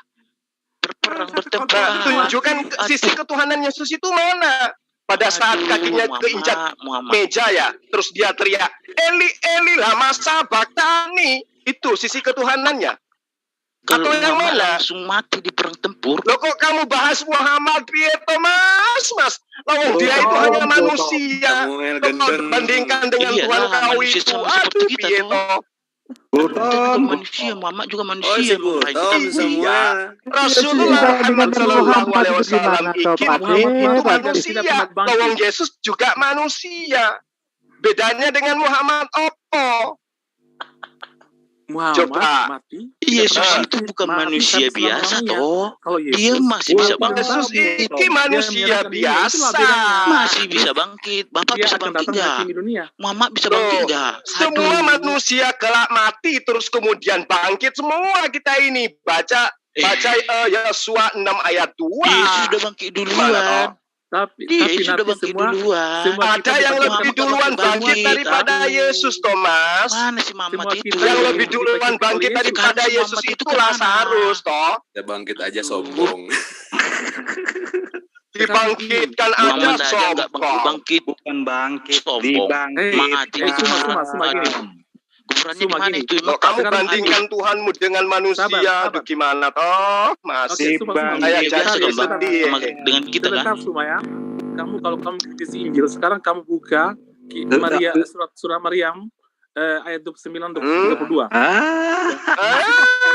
Kamu mau ngajarin saya Quran? Ya, saya mau. Kamu yang penting manusia. Kamu mau ngajarin saya itu manusia, Bang. Dia mati, nggak bangkit-bangkit. Injil. Kamu mau ngajarin saya Quran? Ya, saya mau tentang kamu untuk membuktikan ini. Dia memberiku Alkitab atau dalam kurung Injil. Nah sekarang Maryam itu maksudnya Maryam maksudnya apa? Maksudnya Maryam apa? Kalau kamu tidak akui Injil ini yang menceritakan tentang kematian Yesus, kebangkitan Tuhan Yesus, silakan buktikan Injil yang dibuktikan dalam surat Maryam ini. Di mana Injil itu? Kalau kamu tidak gampang Mas. Kalau sampean bisa menunjukkan segala firman yang diterima Yesus dari Allah, saya tunjukkan Injil itu. Gimana? Baru kali aku melihat Bang Juma jadi dalang ini. Semua firman dalam Injil ini. Kalau firman yang telah disampaikan Bapak kepadaku, telah aku sampaikan kepada mereka. Sekarang kamu tunjukkan mana firman-firman itu. Firman itu dalam Injil ini, dalam Injil yang dimasukkan ini, dalam Injil yang gonjang ganjing langit kelap-kelap itulah halo semuanya. Halo, bentar ya semuanya. Demian ada apa? Mana firman yang diterima Yesus itu gimana? Kamu baca Injil dan kamu tahu ini dari saya. Injil yang kamu suruh aku baca itu gospel, tulisan wartawan surat kabar Robe. Gospel itu dalam bahasa Muhammad itu sama dengan kita manusia. Itu Injil itu tahu saya. Tapi gospel itu kitabnya orang Yunani, bukan kitabnya Yesus. Halo. Gospel itu sama itu Injil sama dengan Injil. Itu gospel itu dalam bahasa Inggrisnya. Itu nenekmu kiper. Kalau kau katakan gospel dengan Injil itu sama. Ya emang sama di mana? Gospel di mana? Nenekmu penjaga gawang berarti. Isinya gimana gospel itu? Isinya gimana? Isinya gimana? Kamu jangan hanya mengklaim-klaim aja, jangan hanya menuduh aja tapi tanpa bukti. Yang mengklaimkan tadi kamu katakan Injil itu adalah gospel. Ya, betul. Nah, siapa yang mengklaim Injil itu adalah gospel? Ayo. Injil itu kan hanya di Indonesia ini kitabnya orang Kristen itu disebut Injil. Di Jepang nggak kenal itu Injil. Di Eropa juga nggak kenal Injil. Ya harusnya mereka kenal kalau kitab kamu itu Injil. Tapi kan yang kenal Injil hanya Kristen Indonesia karena ngambil dari Quran. Injil itu dalam bahasa New Testament. New Testament itu dalam bahasa itu dalam Injil. Iya emang betul. Kamu kayak ikan koki, kehabisan air. Hey, bahasa Inggris kalau perjanjian lama bahasanya Old Testament dan perjanjian baru New Testament. Mereka mengambil seperti itu. Memang Injil ini hanya dalam bahasa Indonesia karena itu diterjemahkan dari bahasa Arab. Injil itu kamu ngambilnya dari Al-Quran, Dok. Kalau di kitab kamu itu nggak ada kata Injil. Yang ada di kitab kamu dalam original teksnya itu namanya Ivan Gunawan. Evangelios. Ngerti nggak? Itulah makanya. Itulah apa? Karena kita tinggal di negara minoritas, kita menggunakan bahasa-bahasa dari bahasa Arab itu diterjemahkan dari bahasa Indonesia. Tuh, emang kitabmu itu dari bahasa Arab masuk ke bahasa Indonesia. Dalam kitab bahasa Inggris itu tidak ada Allah itu nggak ada. Allah itu nggak ada. Kata Allah nggak ada dalam Bible bahasa Inggris nggak ada itu. Nggak ada emang. Nggak dari itu. Berarti kata Injil itu kalian rampoknya dari Quran. Makanya Injil itu dan Gospel itu sama dengan New Testament itu sama isinya. Tidak ada samanya, nggak ada samanya. Lawang Injilnya Lukas dengan Injilnya Markus dengan Injilnya Yohanes aja nggak sama. Gimana itu sama. toh? Sama, menurut kamu nggak sama, itu sama. Apanya yang sama? Loh, dari halaman mereka, pertama sampai halaman terakhir itu beda-beda. Mereka menulis mereka berbicara silsilahnya Yesus aja mereka menulis gimana katanya sama yang berbeda, tapi sama, tapi itu ceritanya sama, alurnya sama gitu. Apanya yang sama? Lah yang satu menyatakan bangkit dari kematian hari itu juga terangkat ke langit. Yang satu menuliskan keliling dulu 40 hari baru terangkat ke langit. Samanya di mana? Makanya jangan menuhankan manusia, Bang. Diam Gautam. Tidak, bukan. Kalau sendiri diajak ngomong nggak mau. Yesus itu adalah Tuhan. Tuhan dalam rupa manusia. Itu jelas sekali dalam Injil itu kata seperti itu. Gimana ceritanya kamu katakan Yesus itu Tuhan, lawang dia aja sujud menyembah kepada Tuhan. Tuhan dari mana? Yesus itu Tuhan di laut. Karena Yesus mengatakan engkaulah Bapa yang di surga, yang di langit dan yang di bumi. Lah Yesus Tuhan di mana kalau gitu? Enggak dapat coupling Yesus itu. Yesus memiliki sifat kemanusiaan dan keilihan. Kemudian dia juga Bapak itu punya sifat kemanusiaan enggak? Guru, kerabian. Bapak itu punya sifat kemanusiaan enggak? Kerabian. Ayo jawab dulu. Sang Bapak yang ada di langit itu punya sifat kemanusiaan enggak? Menjadi guru misalnya, dia mengajarkan bagaimana cara berdoa. Mulut kau itu nggak ada lampu merahnya ternyata. Yesus itu mengajarkan isi doa. Doa Bapa kami itu diajarkan oleh Tuhan Yesus sendiri. Iya, itu bukan mengajarkan isi doa. Yesus mengajarkan berdoa. Bapak kami yang di surga, kuduskanlah namamu. Artinya, Bapak sebelumnya namanya belum kudus. Kan gitu. Itu gimana kamu. Yesus mempraktekkan berdoa kepada Bapa. Artinya Yesus itu mencontohkan dirinya sebagai hamba yang soleh. Ya, Matius nggak ada ilmunya ini. Nyerocos. Iya, cuma nyerocos aja, mulutnya nggak ada lampu merah. Cuman tak iya. Sekarang begini. Beginilah. Semuanya, halo. Makanya kamu itu mau tidak mau harus menerima. Iya, Bro Amadius, tenang dulu Bro Amadius. Bro Amadius, tenang dulu. Gak enak banget itu kalau bicara. Enggak, saya nggak bisa tenang kalau sama orang orang sama dia kayak semua itu. Semua tuh menyesatkan gitu. Makanya saya tidak bisa diam. Jadi ketika saya mengajarkan ajaran Yesus, saya menyesatkan gitu toh. Saya mengimani Tuhannya Yesus satu-satunya Tuhan. Saya mengimani Yesus itu rasulnya Tuhan. Saya nyesatkan gitu toh. Kamu buat penafsiran sendiri, kamu sekaretmu lah kalau gitu. Kamu beriman seenak dewekmu lah kalau gitu ya. Kamu harus bicara juga, karena saya tidak membiarkan kamu untuk tetap menyesatkan banyak orang. Kamu menuduh. Saya mute biar ini sama di sini biar nanti dulu ngomongnya. Demian dibuka. Iya, ini diskusinya ini tidak berarah ini. Mas, cuma dibuka mute-nya. Katanya saya ngajarkan penyesatan. Lawang saya ngajarin kamu siap ngalam, Yesus itu adalah utusan Tuhan. Tuhannya Yesus itu satu-satunya Tuhan. Kata Yesus, hidup kekal itu adalah mereka mengenal engkau satu-satunya Allah yang benar dan mengenal aku sebagai utusanmu. Lah, Zulkifli muncul 24 jam ngajarin itu kepada kalian, penyesatannya di mana? Ayo, jawab. Oke ya. Sebelum jadi, tak lempar gelas isi kopi. Ya oke, saya tengahi ya. Samuel, coba dibuka Samuel. Ya oke, saya tengahi ya. Kalau mau diskusi itu harus fokus satu topik, nggak boleh mengalihkan ke sana ke sini. Ya yang mengalihkan lu siapa? Mau dari tadi itu nggak ada topik kok. Kamu bikin topik itu gimana? Iya, nah, jadi kalau jadi kita nggak ada topik aja terus. Topiknya dari mana? Iya, maksudnya dibuat topiknya di sini tadi tidak ada topik, tidak ada timer. Di sini kita diem, nyimak sambil ketawa-ketawa gitu loh, Demian Pito, Mas.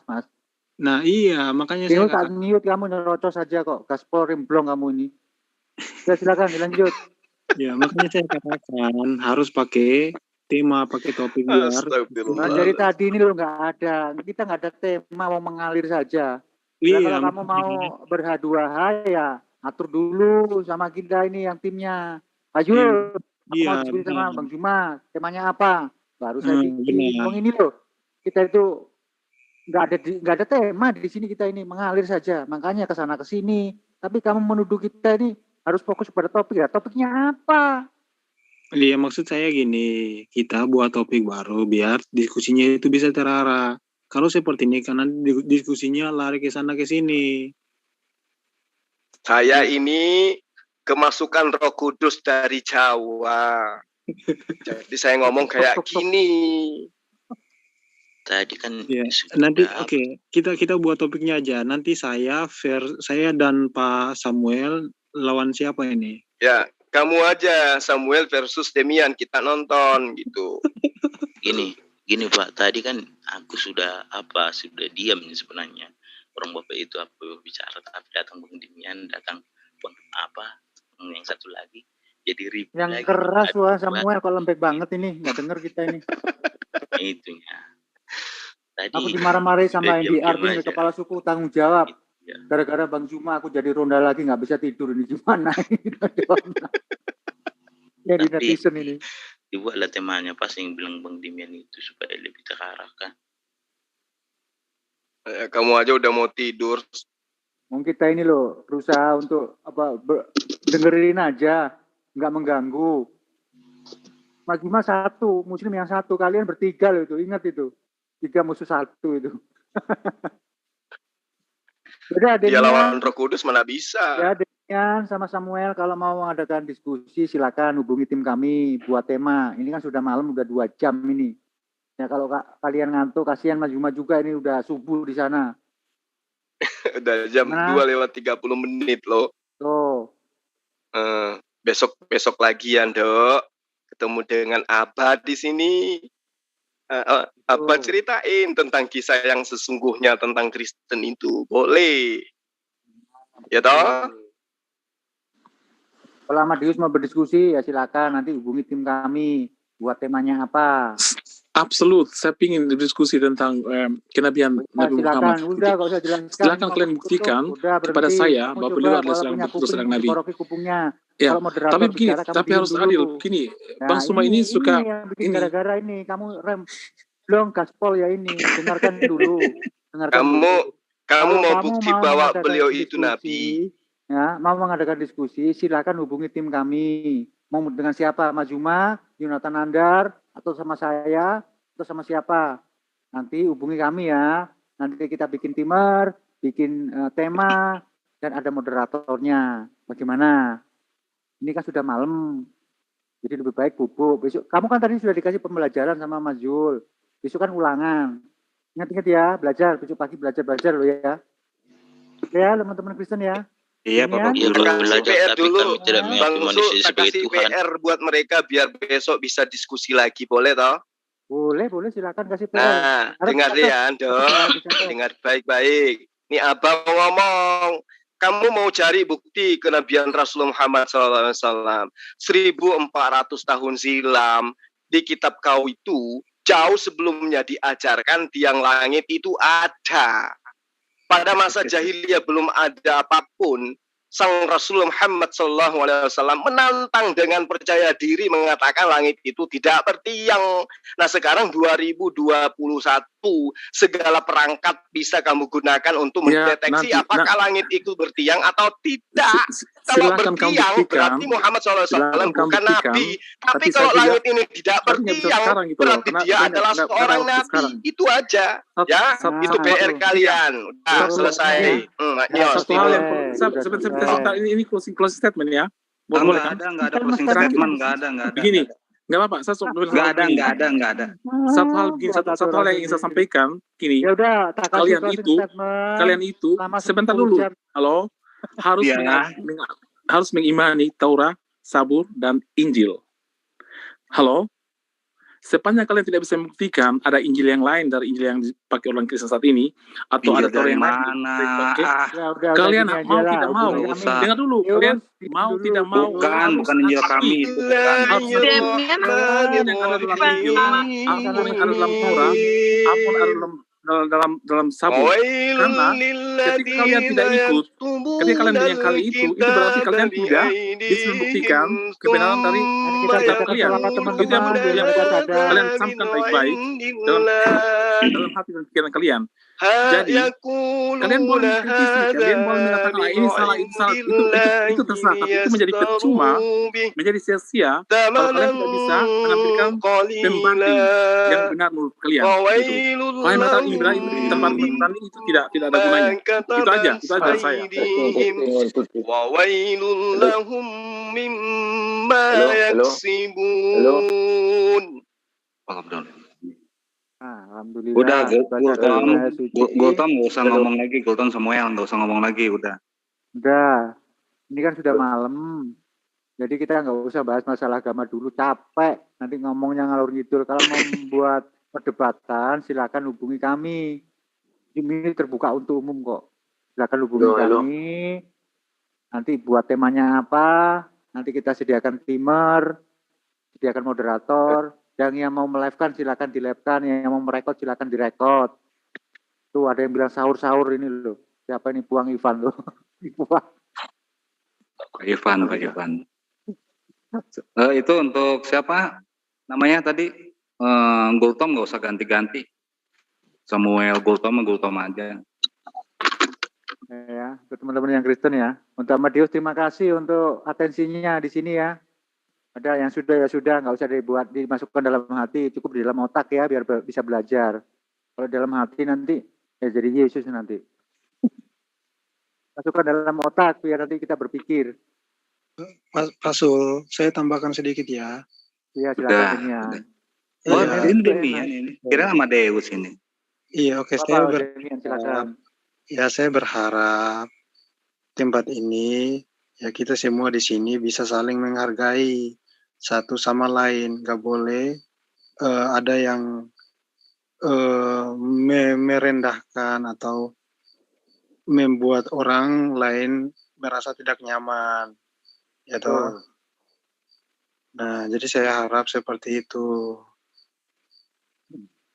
Ya memang kita berkomitmen untuk itu. Nah, khusus hari ini malam minggu kan, memang sengaja nggak ada tema. Kita cuma mengundang sambil bincang santai. Tadi sesi pertama kita ketawa-ketawa kok. Sama siapa tadi itu? Lupa tuh. Pak Yusuf. Pak Yusuf. Kita ketawa-ketawa kok. Lihat di video sebelumnya. Memang hari Minggu kita bebas. Bebas untuk apa? Nggak usah tema-temaan lah. Mengalir aja. Tapi untuk kedepannya, hari Senin sampai sampai Sabtu kita buat tema Linian. Gimana? Kan ada variasinya. Itu Mas Demian. Oke, klik. Demian nanti sama Sakuragi ya. Sama Mores Sakuragi. Iya, oke. Kita jadwalkan ya. Ya, oke. Jadwalkan aja nanti kita jadwalkan gitu loh. Tapi diskusinya terarah. Ya iya, kalau ini yang tadi kan memang nggak terarah, wong namanya nggak ada tema, Demian gitu loh. Ini teman-teman kita yang di Indonesia bagian timur kan sudah malam ini, besok kan juga perlu ngelencer, perlu tamasya, perlu refreshing. Jadi untuk diskusi agama, intikan dulu ya, kita ngobrol-ngobrol santai aja lah. Untuk yang di live komen, saya diprotes-protes semua ini. Ya, untuk live-nya. Untuk yang di live komen ini. Ini dua catatan. Saya tambahkan untuk yang di live komen barangkali mau gabung di Zoom kita